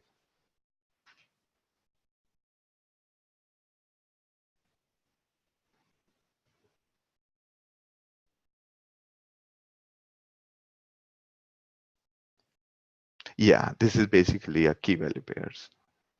Okay. So basically this we are keeping so that we can translate back the user ID generated basically from the recommendation. So this is our recommendation algorithm. Okay. And what we did at this point was basically we were doing this. Okay.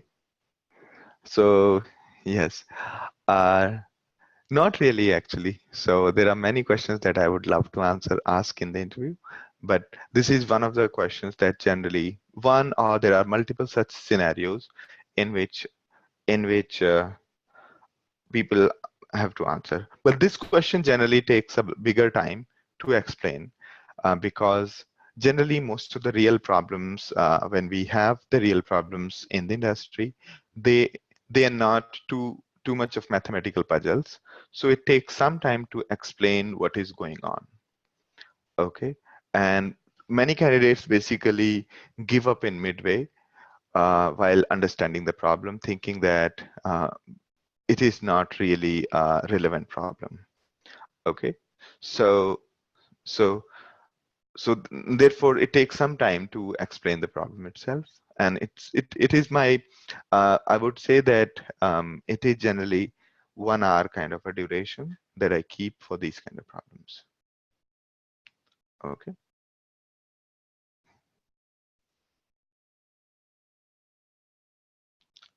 Yes, that's right, Alok.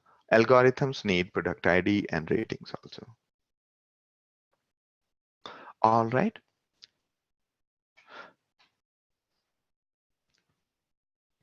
So to the algorithm, we pass two files, one with the old data and other. No, we don't pass the mapper file because for for the algorithm, this mapper file is no sense because all it cares about, give me these 3-column format, give me user ID, product ID, and rating, and I'll give you the recommendations. That's what algorithm tells us, that hey, if you give me the data in this form, I'll give you the recommendations. Okay, now to infer the results of the algorithm, like to convert this user ID into some meaningful, we'll have to join this data with our mappings, right? Join this data with our mappings. This will be the feed, the data will feed to the algorithm will be user ID will be a long. Okay. Okay, and that's what it will do. So this translation basically converted this data into user ID, which is long. Rest of the data remained the same. Okay. So here the user ID will be the long. All right, great, great. So yes, so that was our quick discussion on the same point, that at many point of times, we do not realize that we can convert the hash table based solutions into sorting based solutions. So this was one case, just like in word count example, we converted our problem from hash table to sorting. In the same way, here we converted our hash table based problem into sorting. All right, great. So this is the logic for translation. Sort the data as we encounter new IDs, read the data from the file from top to bottom. As we encounter new ID, we assign a new, we create a new ID, right? Otherwise, we just pick up from the mappings table and generate. Okay. The sole idea is to convert the email ID into long. All right. Great. Great. So that was one discussion. So, all right, let's take a break for 10 minutes and we'll be back. Break for 10 minutes.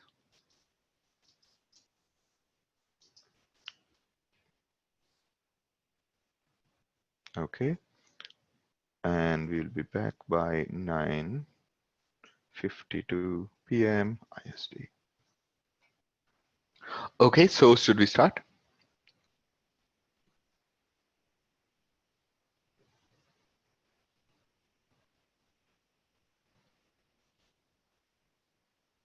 All right.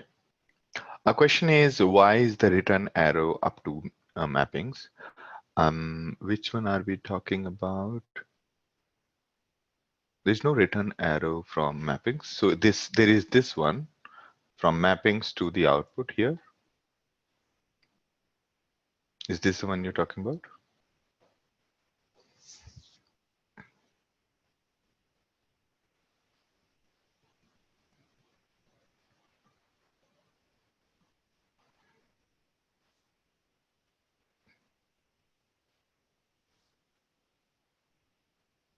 This one?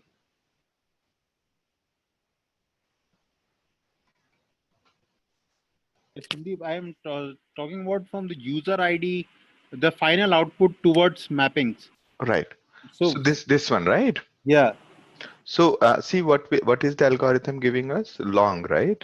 yeah, But this need to be converted back to the email ID, correct? okay.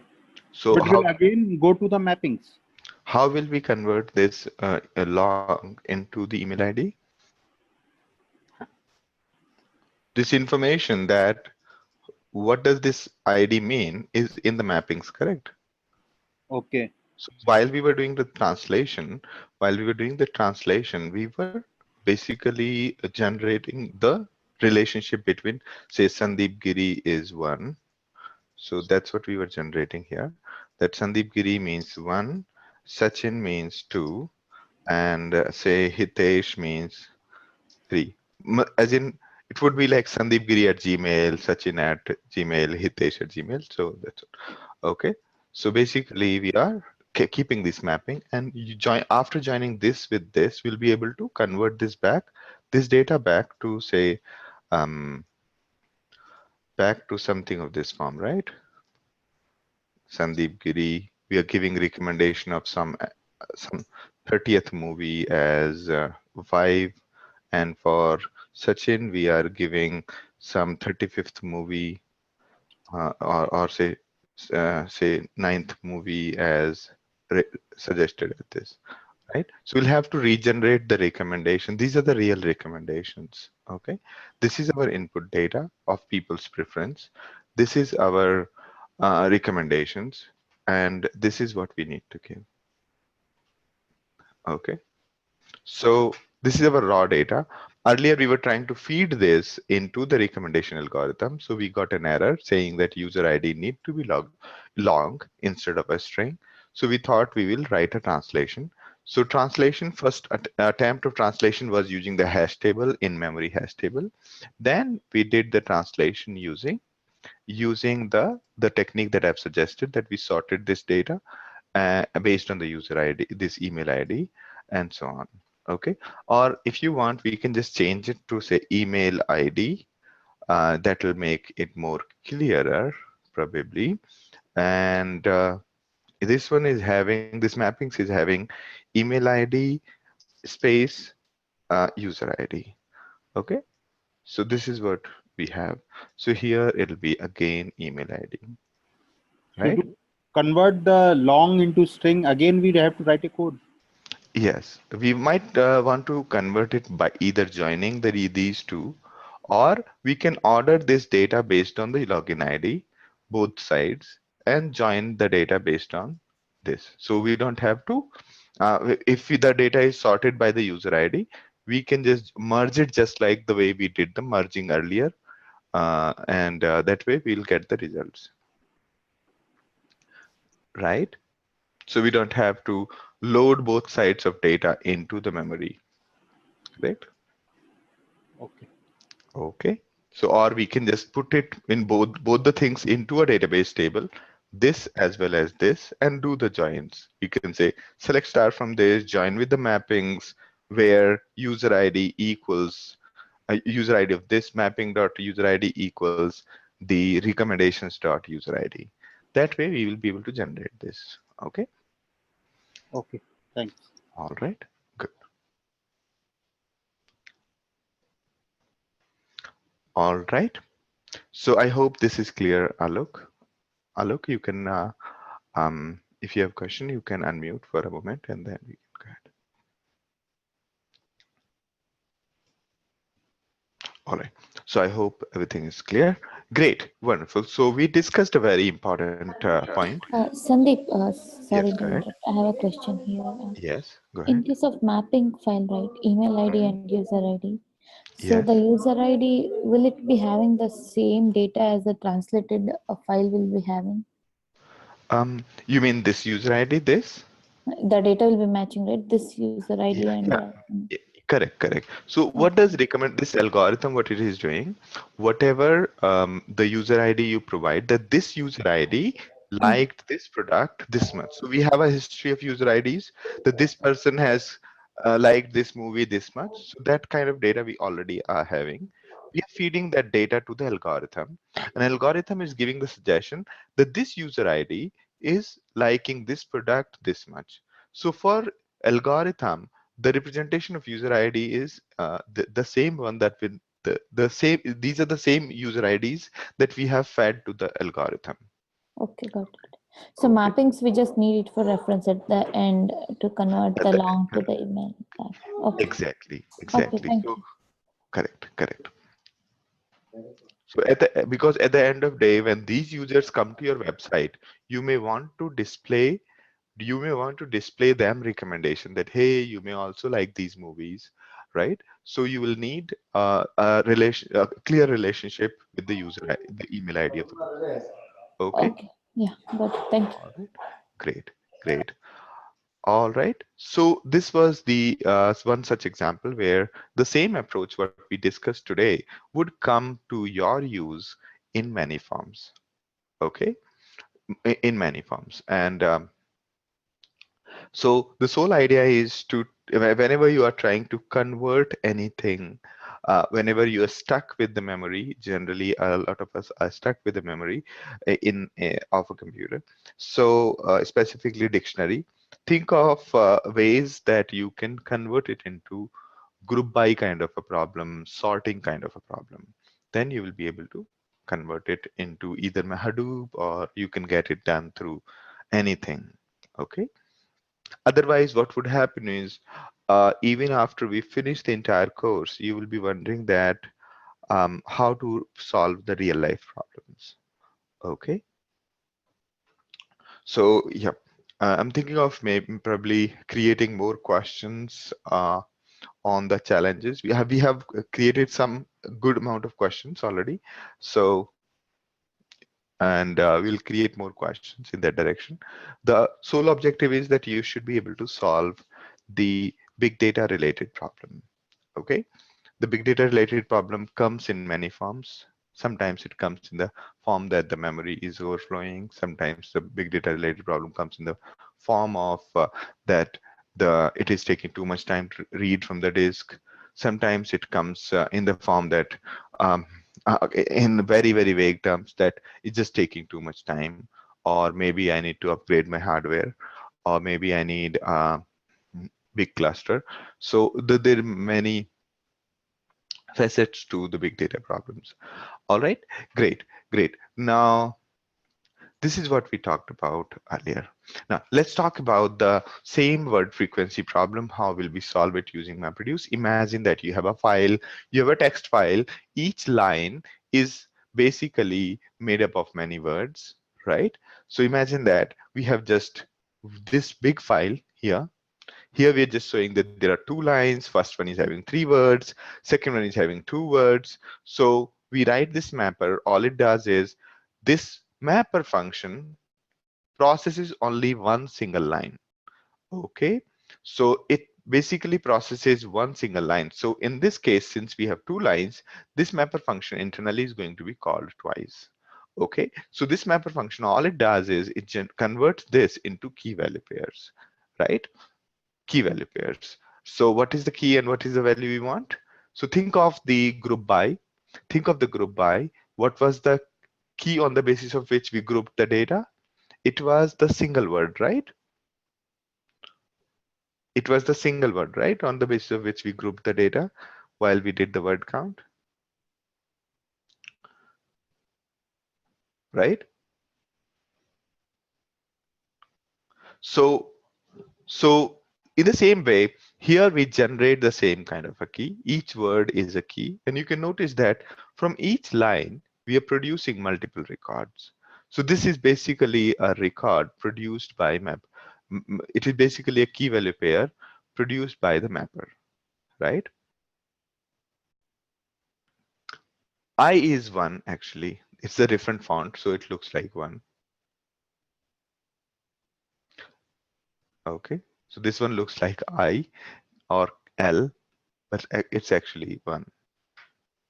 Okay, that's a problem with the fonts. And yeah, so good. So this is what we did, right? So what mapper node will do is it will execute this mapper function on nearer to the data against every line and will produce this. Once that is done, the data will automatically be grouped by Hadoop. So this line you see here, it's the role of Hadoop. That's what Hadoop's MapReduce is doing. It's taking this data, which is the result of your mapper function, it's grouping it based on the key, and it's grouping the data based on the key and bringing all of the values together. Here it's one. You could also keep some other thing as the value. Maybe the whole line you can keep as a value, right? Your whole line as a value, or something like that. So whatever is the case, you can have the resulting data looks like this. Then we have a reducer function. This reducer function will be called against every key, right? So you can think of Hadoop as a big machine where all it does is it groups the data. It groups the keys produced by the mapper. So Hadoop first executes your mapper function, then gathers all the results of your mapper function, then does the sorting automatically and grouping, and then calls reducer. So Hadoop is doing 3 work: executing your mapper logic, then grouping and sorting and grouping the data, then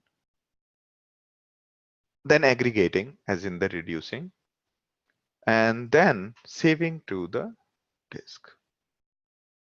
Is it clear to everyone? David?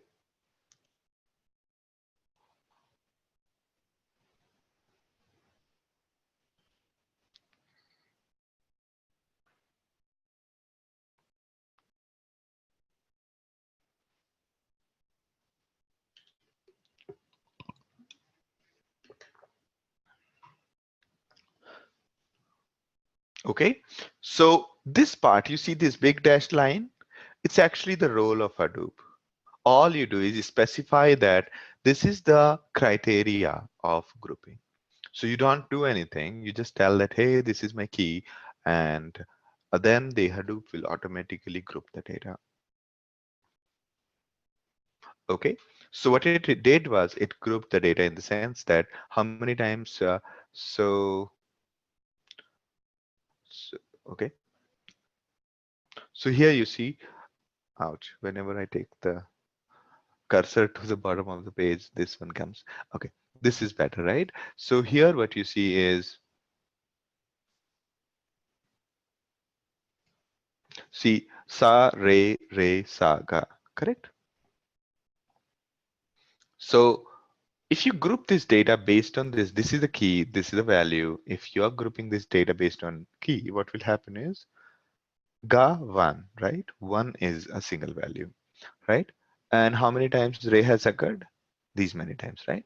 So for Ray, the value, all of the values have been grouped together. For Ray, both these values have been grouped together, right? Both these values have been grouped together, correct? And then for Sa, there are two values, this and this, they have been grouped together, correct?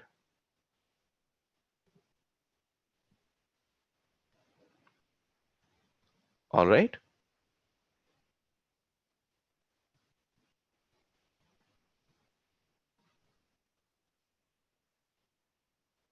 So question to all of you, how many times the mapper function is called quickly?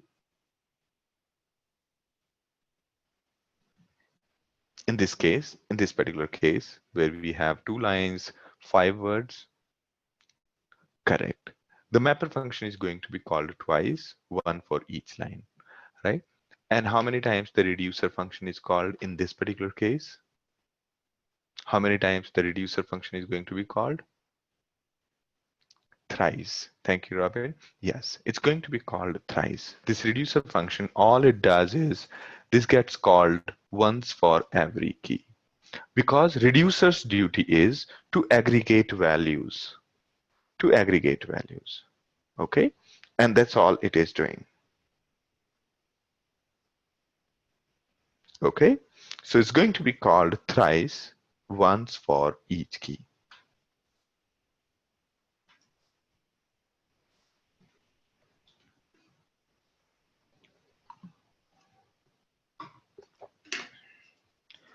So question from Alok is, will reducer run on multiple machines or only single machine? It will run. We'll come back to that. That's probably the next attempt. Okay. So I hope this is clear to everyone what's going on here.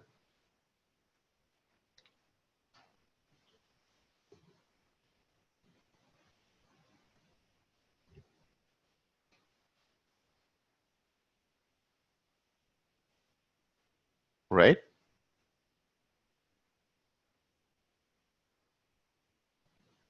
So mapper will be executed twice, once for this line, second for this line, right? Reducer will be called thrice, once for ga, once for re, once for sa. Okay. Question from Question from Noor is, what if I have grouped the data as part of the mapper logic? Okay, so come again. So let's say you have the as part of the mapper logic, you have the group the data. Okay, okay. So actually, most of it can be broken down into multiple phases of job. Okay, if let's say your mapper is trying to group the data, what you do is you break down that into two phases. First, let that part be handled by MapReduce once, and then in the second phase, you take care of that. Okay. Yes. So reducer is being executed thrice. Reduce function is called thrice, while map function is called twice. Okay. I'll just change these names. I kind of am not comfortable with these names. I'll just put map here. We'll put map here and reduce here. Okay, because these are functions are generally called map and reduce, while the nodes are called mapper node and reduce node. Okay, this is okay.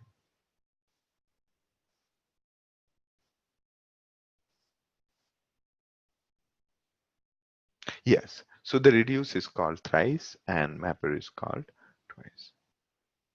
Map function is called twice and reduce is called thrice. Okay, good. Now this one is called twice, 1 and 2. Map is called once for each line.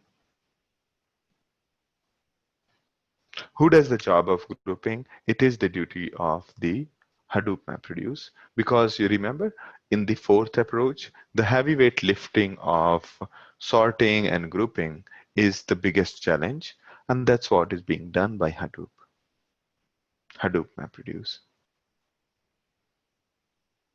Okay, so David, let me clear. I think uh, okay, let me clear again. So the map function will be called twice, once for the first line and once for second line, so 2 times. And reduce function will be called thrice, once for ga, once for re, once for sa. Reduce is called thrice. Okay, so map is called twice here. If there are many, so map is called once for a record. If there are a million line in your text file, if there are million line in a text file, your map function is going to be called a million times. Okay.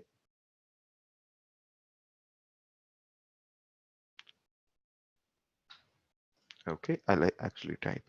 Okay, so there could be a bit of mother tongue influence. So map is called twice. Okay, and reduce is called thrice. 3 times.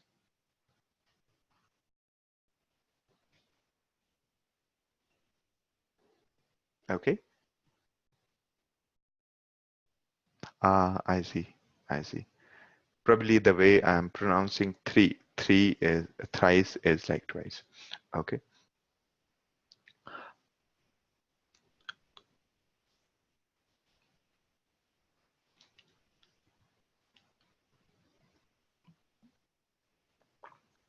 So question from Hitendra is, okay. Question from Hitendra is, map is called as many times as HDFS blocks are read? No. Map is called as many times as number of records are there. Going back to the previous one, this will probably help you out here. So let me just go back one more step. So you remember this diagram? So map is called equal to the number of records. And number of records is decided by input format. And in case of text file, the input format says, the text input format says, each record will be one single line. Okay. All right. So a question from Robin, what HDFS component calls out MapReduce? So it's not HDFS component. Okay. Okay. Good question. Good question. So the MapReduce is basically done by Hadoop MapReduce.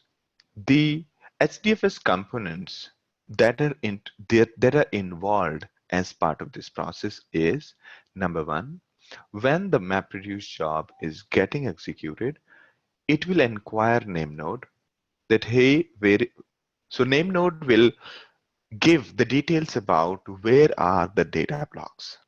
And based on that, our MapReduce job will be executed nearer to the data. So this part here, this will be done nearer to the data. Okay, this will be done nearer to the data. And hence, first we will interact with name node, then we'll interact with data node to read the actual data. And from data, actual data, which is data block, we'll convert them into records. From over every record, our map function is going to be called, and then map function, whatever map function is giving, that will be grouped and sorted, as in sorted and grouped. And afterwards, our reduce function is going to get called, and the result is going to be saved. All right. A question from Grishma is, will the mapping logic happen at which data node if there are data blocks across multiple nodes? Yes, mapping logic will happen nearer to the data nodes having our data, okay? If our data blocks are on multiple nodes, okay? So whichever data nodes are free, if let's say there's one block which is having 3 copies, right? So there are 3 options MapReduce is having. So it will execute on the machine which is available, and that will be dictated by yarn. We'll ask, MapReduce internally will ask yarn that, hey, can you execute this mapper on node nearer to this data? And that's what the yarn will do, okay? So it is based on availability of the resources. Okay, so a question from Grishma is, then the reducer will happen at all the node and then merge the output. So reducer's job is to merge the output. Sorting is done just after the mapper finishes.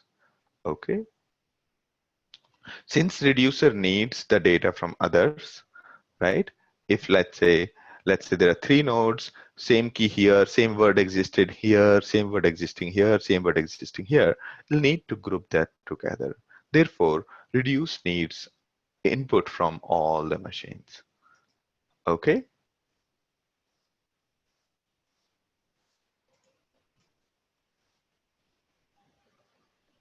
So reduce can execute, the reducer will run on some other machine.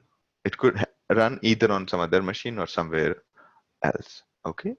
Or maybe it runs on this machine. It'll be mostly it will run on some other machine. Okay. A question from Question from Hitendra is yarn is coordinated between all the copies of mapper on different data nodes. Yarn is the one who will allocate resources for the execution of this map function. Okay, based on the availability of data. Good. Let's move on. Now let's take a more practical example, right? Let's take an example. Let's say we have this data in which we have temperatures of the city. Okay, so we have the temperature of the city. We have 20, then the city name, then the date, and so on. So we have this comma separated values of various cities and their temperatures. Okay, the temperature, city, and the date on which they were observed. Okay, right? So let's say we want to convert this into, we want to find out the max temperature per city. Okay, what we want to find out that what is the max temperature of every city. So what will we do? Anybody? What will mapper have? What will reducer have? So this data is clear to everybody, right? It's a 3-column data, comma separated values, and all we want to do is we want to find out the temperature, the max temperature for each city.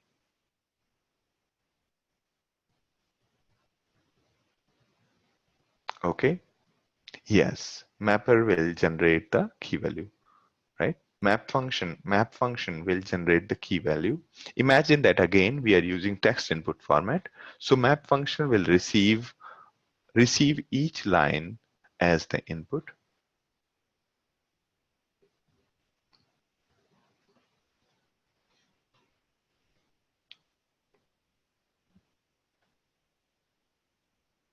So what will map function generate for each line?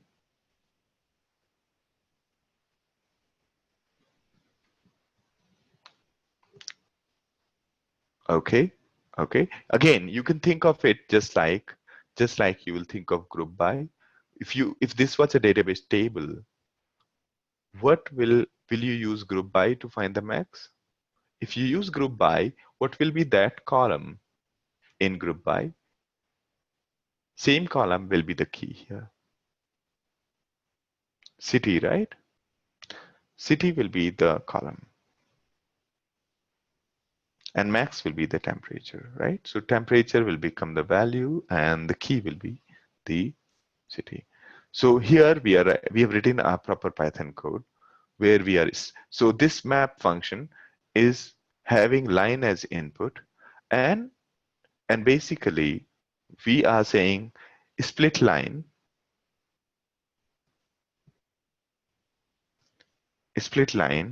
and then we get three values: temperature, city, and time, and we are printing city and time.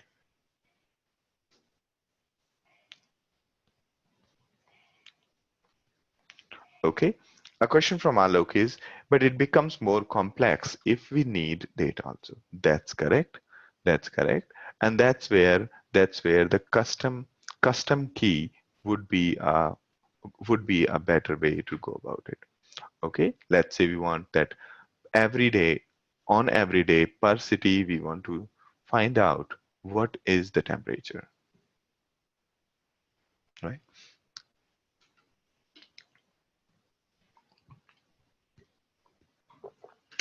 So then we'll have to use the custom key. Okay, I have a couple of examples in the Git repository for exactly the same task. Okay, so this is what we get as key value, correct? And then we generate the Hadoop basically produces this internally, and then our reduce function, which is basically finding the max of values, will be called on every time, right? So again, this is our map function, this is our reduce function. So this map function will be called how many times? This map function will be called how many times?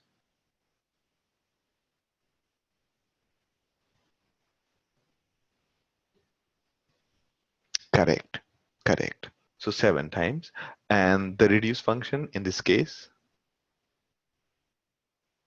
4 times. Correct. So doesn't matter whether this data is on 10 machines or 20 machines, the same logic will work well. Okay. So your mapper code does not need to know anything about your cluster. Okay.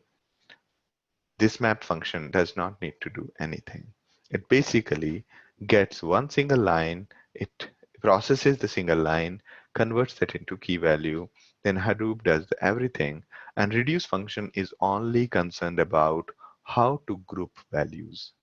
Reduce function is only concerned about how to group values. Okay?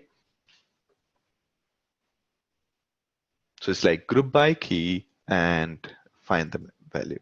So if we had the same thing as you have suggested earlier, uh, while as like Noor had suggested, so if we had for the same thing, we'll write this. We'll say select city max temperature from table group by this, and basically this MapReduce whole mechanism is very much like group by. Okay. So question from Noor is how to group, but group is already done by Hadoop. Reducer is only doing aggregation. That's correct. So your question is, Noor?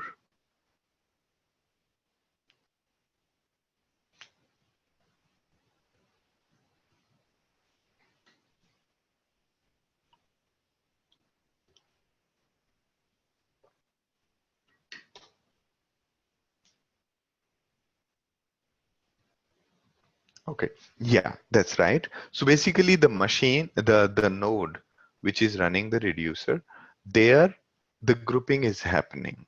Okay. Their grouping is being done by the Hadoop. Okay.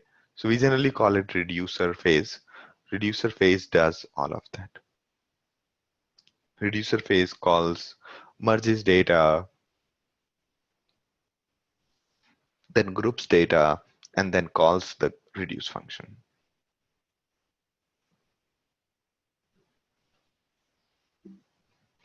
Okay.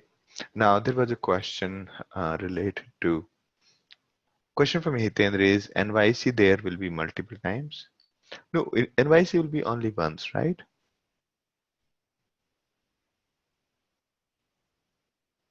So NYC, you can see NYC has multiple values in the key here. After grouping, all of the values of NYC has come together. And then when we say max, it will basically call this. Yes. So before the reduce phase, it will have multiple values.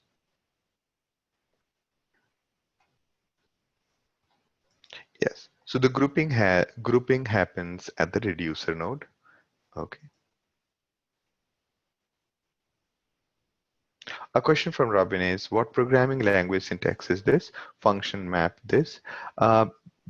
This one before this one, it's actually a pseudo one. It's not any. Okay.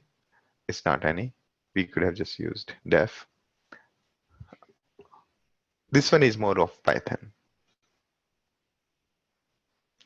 Okay. A given key can have definitely multiple values.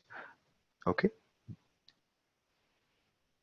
Some values could be on one machine, some values could be on another machine, and so on, right?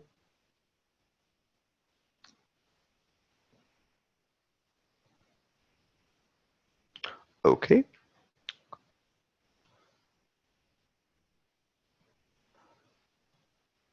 All right.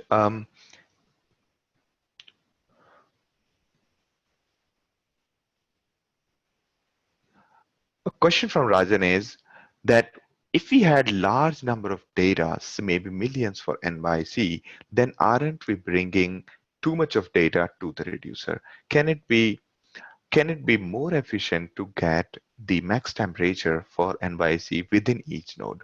Wonderful question, Rajan. So that's where the there is something called combine. right? There is a combine phase here. So whatever reducer code you have, you can actually put it here also. So here, just after the sorting is happening, it will start combining also. Okay, so exactly what you are suggesting, that is there as part of the combine phase. Okay, we can actually do the combine phase there. All right. So in case your data is really humongous, you could do the combine phase. All right.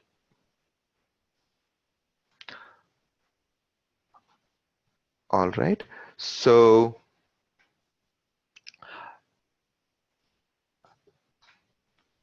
question for Hitendra is, a key can have multiple values. Yes. Yes. And that's the idea behind the reducer. Okay. To basically do the aggregation. A question from Binta is that why can max function come out of two values? Okay. And city and temperature. Actually, it only is max. Okay.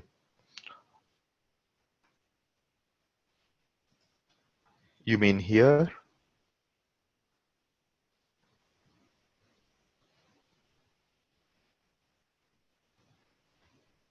Right. So question here is that this reduce function is having two parameters, key and the values, right? While it doesn't need to have key here, it can happily work only on values. Is that your question?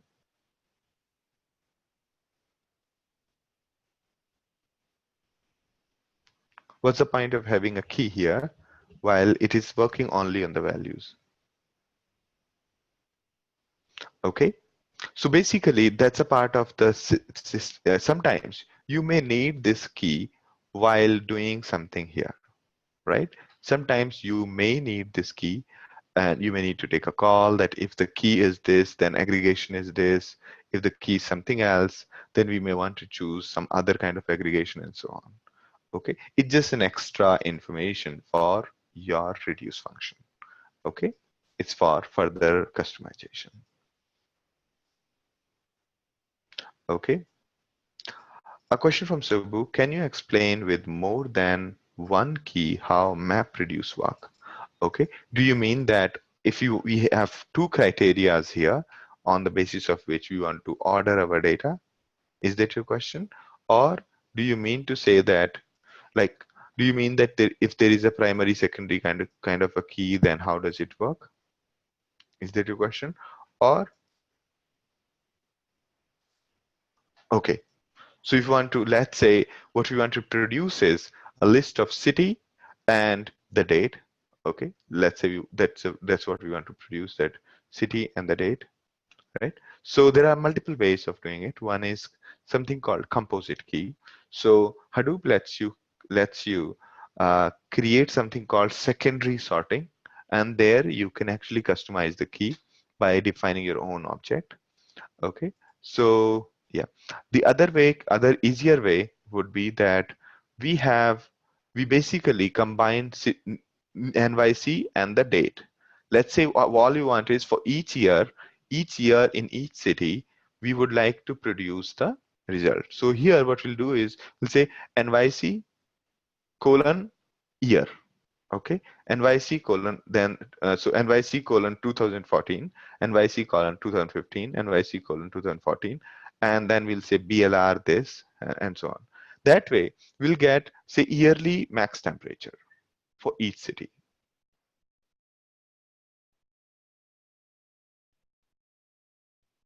All right, so either we could concatenate the strings and create a key by ourselves, or we could use a concept called composite key and use the secondary sorting in order to achieve the same thing.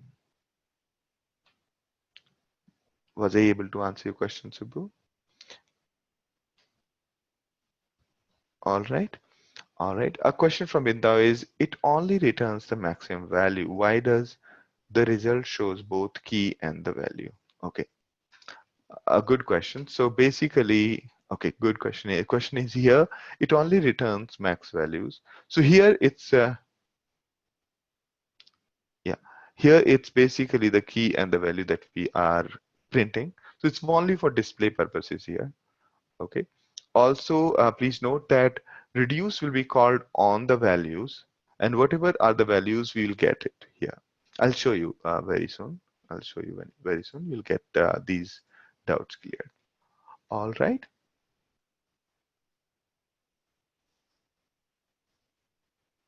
Okay. All right. So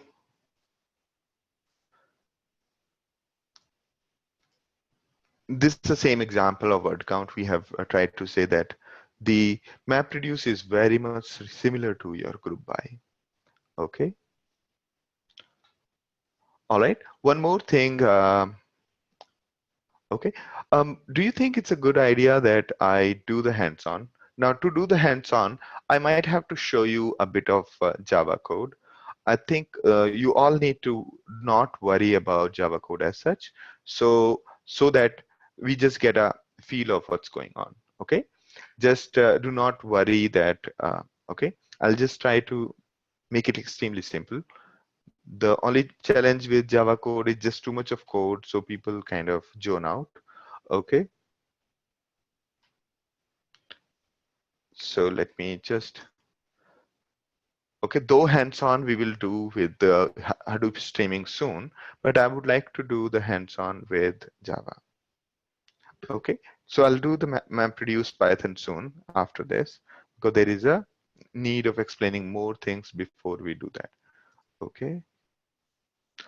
All right, let me do the hands-on. I think it'll be better to, before going into theory further, let me just give you some more examples.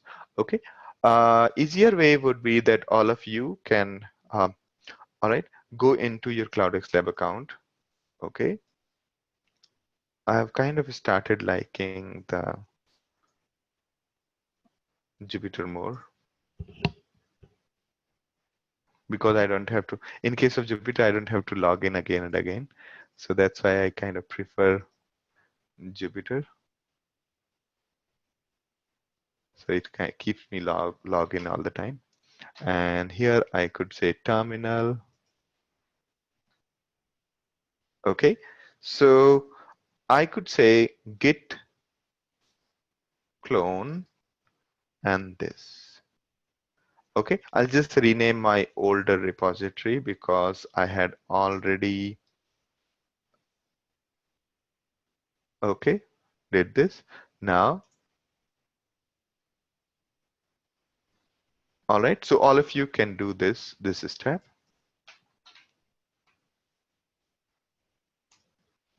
I'll just give you the command. You can all open the CloudxLab and start doing it.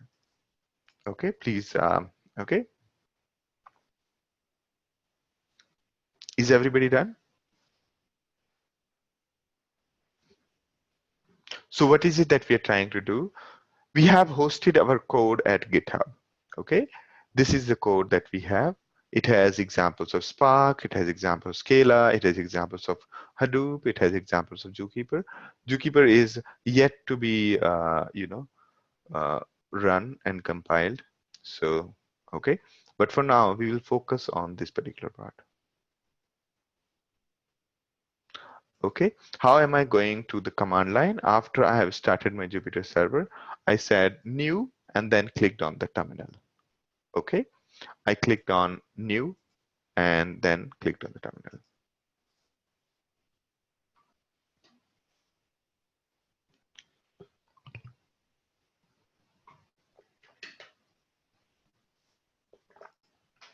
Okay, Hitendra says that it says no file or directory. Do you want me to take a look at it? Yeah, you could just share your screen and I could take a look at it quickly. Okay, it's only for the first time you'll face these problems. Afterwards, everything will be okay. Okay, we'll go into the multiple reducers after the hands-on. Okay, after the hands-on, I think that is very much required.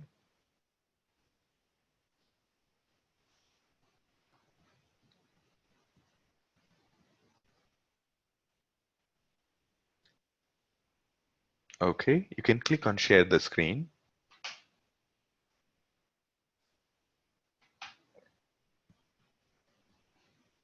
I stopped sharing because only then people can share.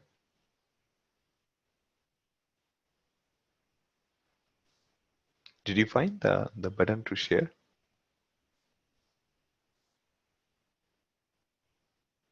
Yeah. Hold on one sec. Okay. Okay, for Robin also it finished. All right. So that's our Finally, code repository.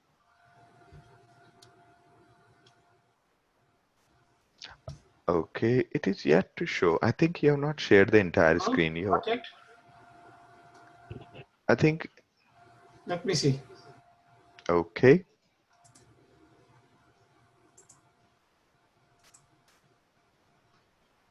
Ooh.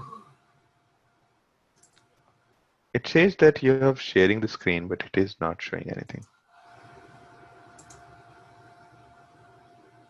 Okay. Now, Share the entire window. Yeah, now I can see. Okay. You have to say git clone. Just copy paste the correct command. You have to say git clone. Okay, and the URL. So GitHub is a place where we upload our code. Git is a source code management tool. Git can be used with locally as well as with remote repositories. Okay, and Git is probably the most powerful tool to manage the source code. Before Git, there used to be something called SVN. Before SVN, there used to be something called CVS. And before CVS, people used to just copy the code here and there. Okay, so all right, now it's working fine. Good. Okay, so it'll yes. finish soon.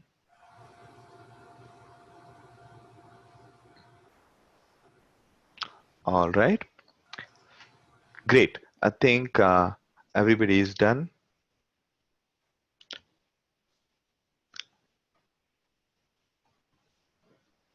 All right, so we are using Git. There's a clone command. Clone is used for bringing the entire repository locally. Okay, the difference between Git and CVS or SVN is that everybody gets the entire history or entire clone of the repository, and mostly all the people will keep on basically working on their own repository, and once they are done, they will kind of synchronize. Okay, they'll push git push. Okay, so git commit means commit to the local repository. Okay, and git push means push to the remote one. Okay, while git commit is local, and git checkout is also local. Okay, good. Now, right, once you have done that, you will notice that there is a folder called big data here. Okay, there's a folder called big data. In this, you have HDP examples. Okay, in this we have Java, and here is the code. Okay, I'll just explain to you what does it mean by code. I'll just browse through my repository on GitHub. This is where we have kept the code. So if you take a look at this folder here, there is a folder called Java, and this folder, okay, so one thing is git info is, I think, no, git origin, no, what was the command to see the status of this? Git show.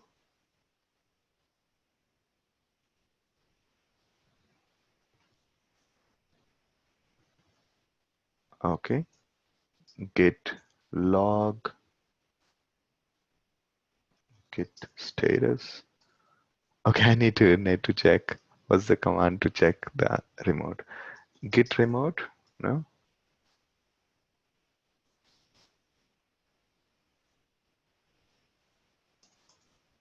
Okay,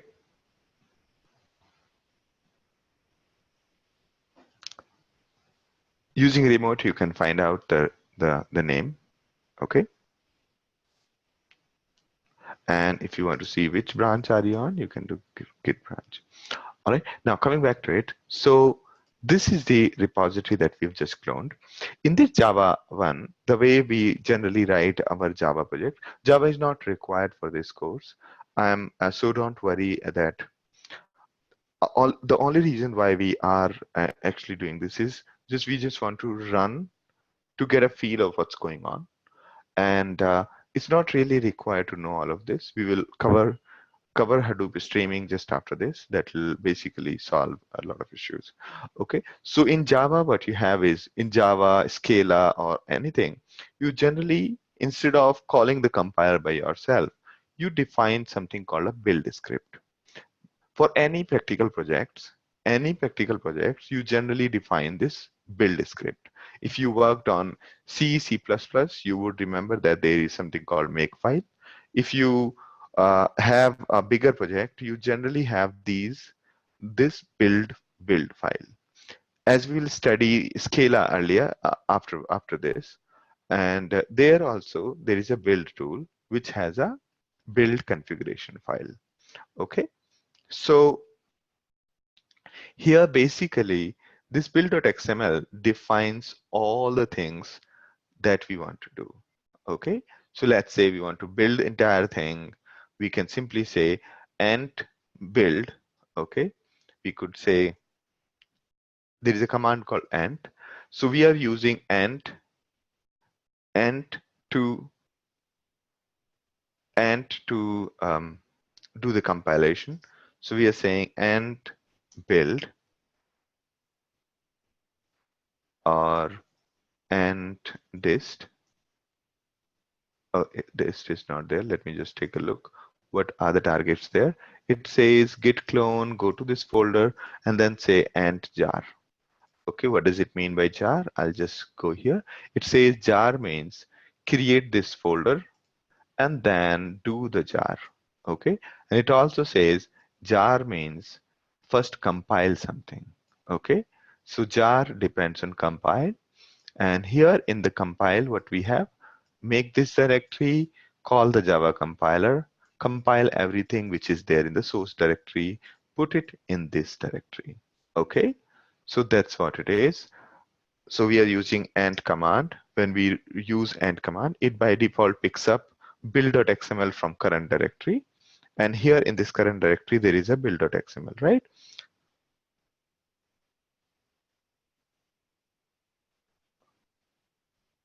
Okay. A question from Robin is that uh, I got stuck at Java. Okay. So when you say when you type ls, does it show anything? Okay. Okay. So is it okay? Um, is everybody able to log into this CD this just after logging in and checking out? You'll have to cd this. Okay, cd is the command. Cd this folder to come to this folder inside big data, inside STP examples and Java. Okay, so we are in this directory. When you say ls, you will see build.xml. That means we can run ent command here. Ent jar means compile and build all. Right now there is only source folder and libraries. Okay, and after we say ent jar, it will create classes and the dist folder. Okay, so it has created the build folder and the classes folder. I'll show you. So you can see in the build directory, if you take a look, in the build directory, it has created classes and jar. Classes is a compiled of our source code, and jar is the bundle of output. So if you go into this jar folder, you will see that there is SDP examples jar. Okay, so then what we can do is we can call this. Okay, we can use this command. Going back, we can use Hadoop this command from the same folder where we were. Okay, same folder where we were, and where we were two level above. So we are going two level above. Okay, so from here we can actually use this command to run. Okay, so after going into this directory, you have to execute jar. Okay, then you have to run this. Okay, this command basically executes MapReduce. All right, let me see if it runs. It says that cannot find a valid local directory for this. Okay, this is first time I'm getting this.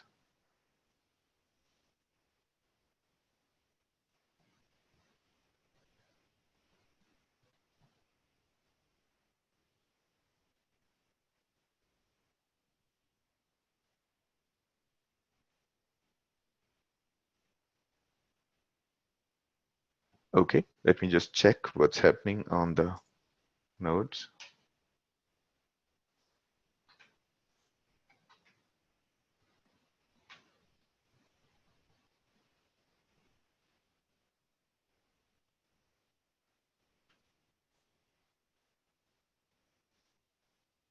Okay, so I'll just pause my screen for a minute because I need to send an email quickly.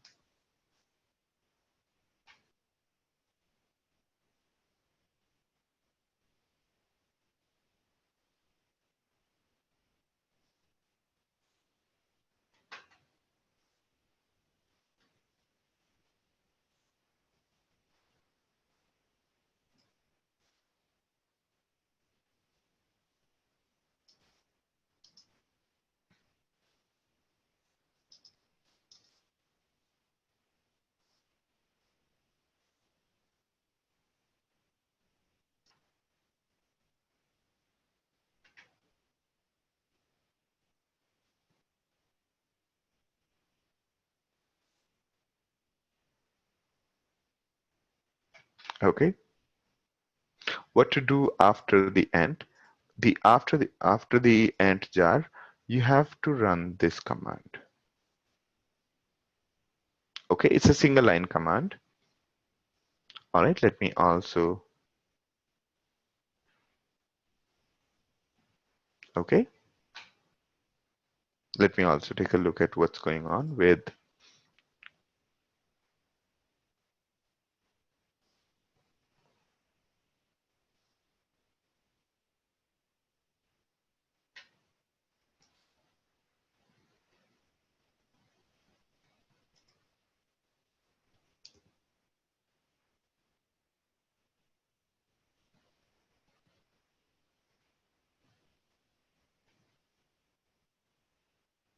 I'm just trying to look at what's happening there.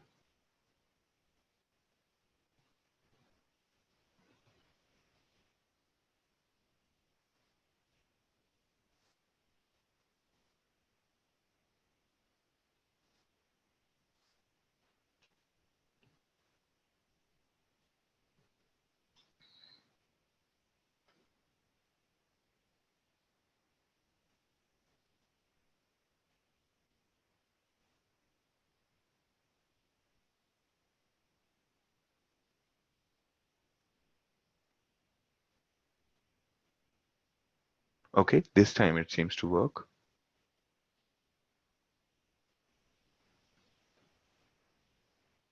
Okay, so it says the job has completed successfully, and it has done something here. Okay, I'm going to just take a look, show you this.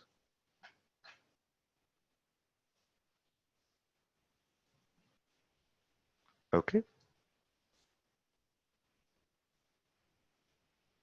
all right, let me explain this part. Right, so did it run for you? Once this is done, it would save the results in the HDFS, and let me just tell you which folder it will save it to. You can just go to Hue, click on Hue. Okay, so it's basically doing the word count of a particular file. I'm going to tell you that very soon. So go to file browser. Okay. And here Java MR out is where it has produced the results. You see that? It has done the word count. Now where is our actual file on which it has done the word count? Let me just show you that part as well. Okay. No, this is successful, Alok.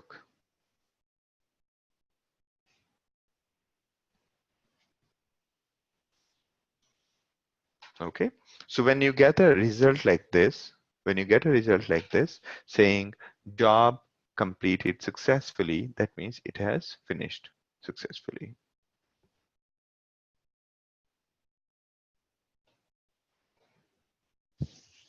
Yes, I'll explain the command very soon. So let me just show you the input and output first. Okay. The input for this file is hard coded. Okay. The input and output folder. So we are saying, what was the command that we used? We used this command, step driver. It is saying this is the package in which it is existing, which means inside com/cloudxlab, com/cloudxlab, then word count, then there'll be a file called stub driver. Okay, that's our entry point. So here, this is the entry point. Here, what we are doing is we are hard coding the input file. This is the input file, and this is the output file. Okay. So remember the discussion we had where we were saying that the okay the to a job, we need to provide input directory and output directory, or input file and output directory. Input can be either a file or could be a directory. If we say it's a directory, then all the files of that, okay. If we say directory, then all of the files in the input folder will become the input to our HDFS. Okay, so here let me just go to the file browser and show you the actual file. So this big.txt is our input file, okay, and our output file will be created in our home directory with this name, okay. So this is the word count actually. It's you could go to say 10th page, and you can see that appealed has occurred 13 times, appeared has occurred 195 times, and so on, right? Okay, so this job, the one that we just executed, it actually did the word count for us.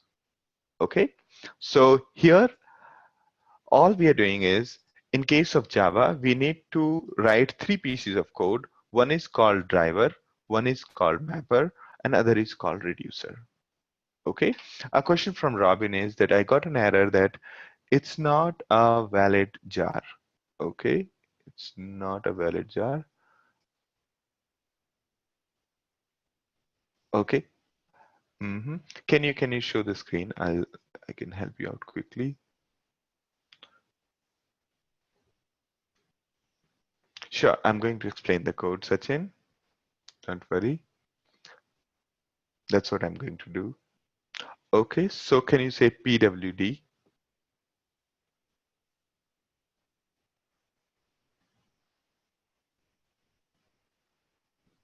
Oh, okay, go, actually you did twice actually.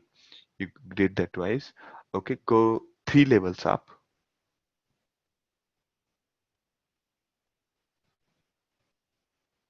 Okay, so again, the way you can quickly get an idea of what's going on.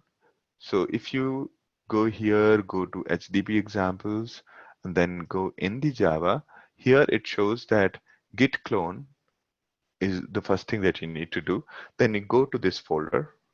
So as soon as you log in, you'll be in your home directory. When you do the git clone, big data directory will be created in your home directory. Inside that, there will be HDB examples and Java. Okay, then you do the add jar. Okay, you just okay. I'll say something.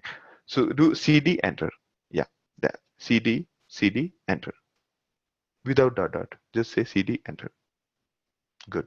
Now say PWD. Good. Now go to CD big data.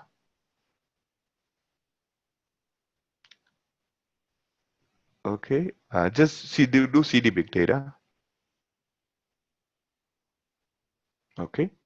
Now say git checkout dot git checkout git.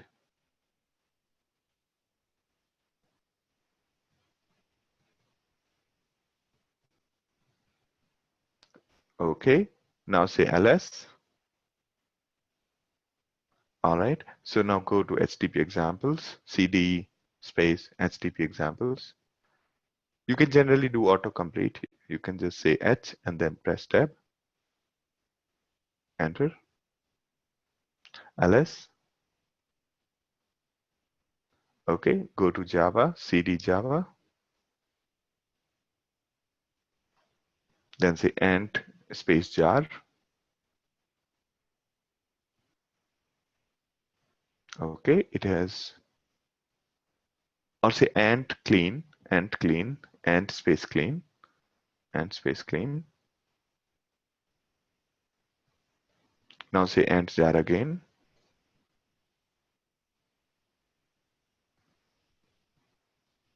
Okay.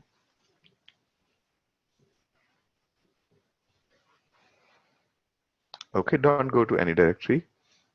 Be in this same directory. Okay. Yeah, this is correct.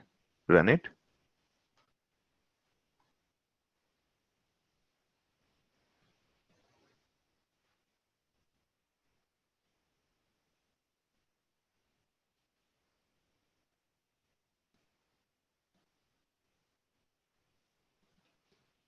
Okay.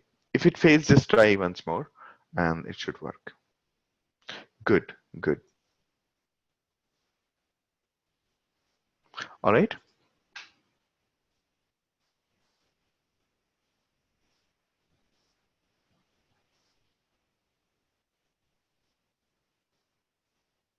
So big data directory doesn't show in Hue because big data directory isn't there in the HDFS.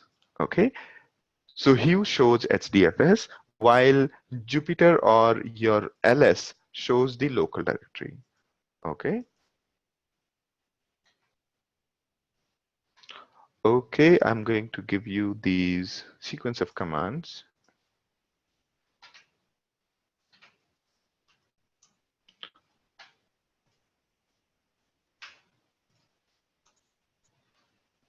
All right.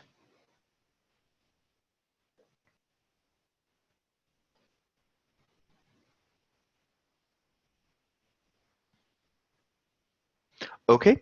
So in the meantime, before the next session, you may want to explore maybe the word count by yourself, but I'll explain to you in the next session. Okay. Then in the next session, what we're going to do is we are going to do a bit of more hands-on. Okay. All right. You don't need to do git checkout. I was doing git checkout just to override in case we made some modifications to the files. Okay. Git checkout basically overrides that.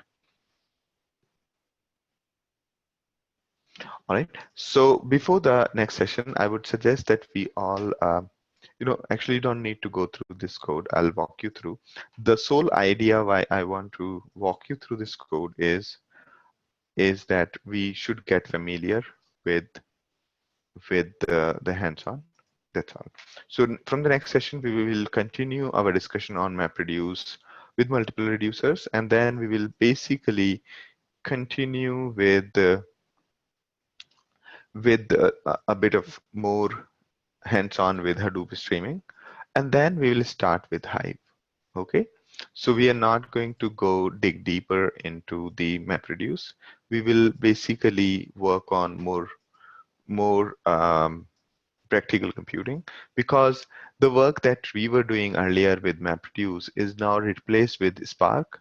So I would like to quickly move on to Spark, okay, as soon as possible. Okay, so that's why we have to avoid the parts that are not too much required. Okay, a question from Alok. So main thing for us like developers is to create jar with the logic and execute in cluster like we did now. That's right. Okay. All right. So great. So if you want to walk through the code, you can go by yourself in the repository. Okay. The way to look at the remote command was git remote dash v. Okay. All right. So great to have all of you in the session. It was wonderful to have good questions, and I look forward to see you in the next session. All right. Great. Bye bye. Have a good day.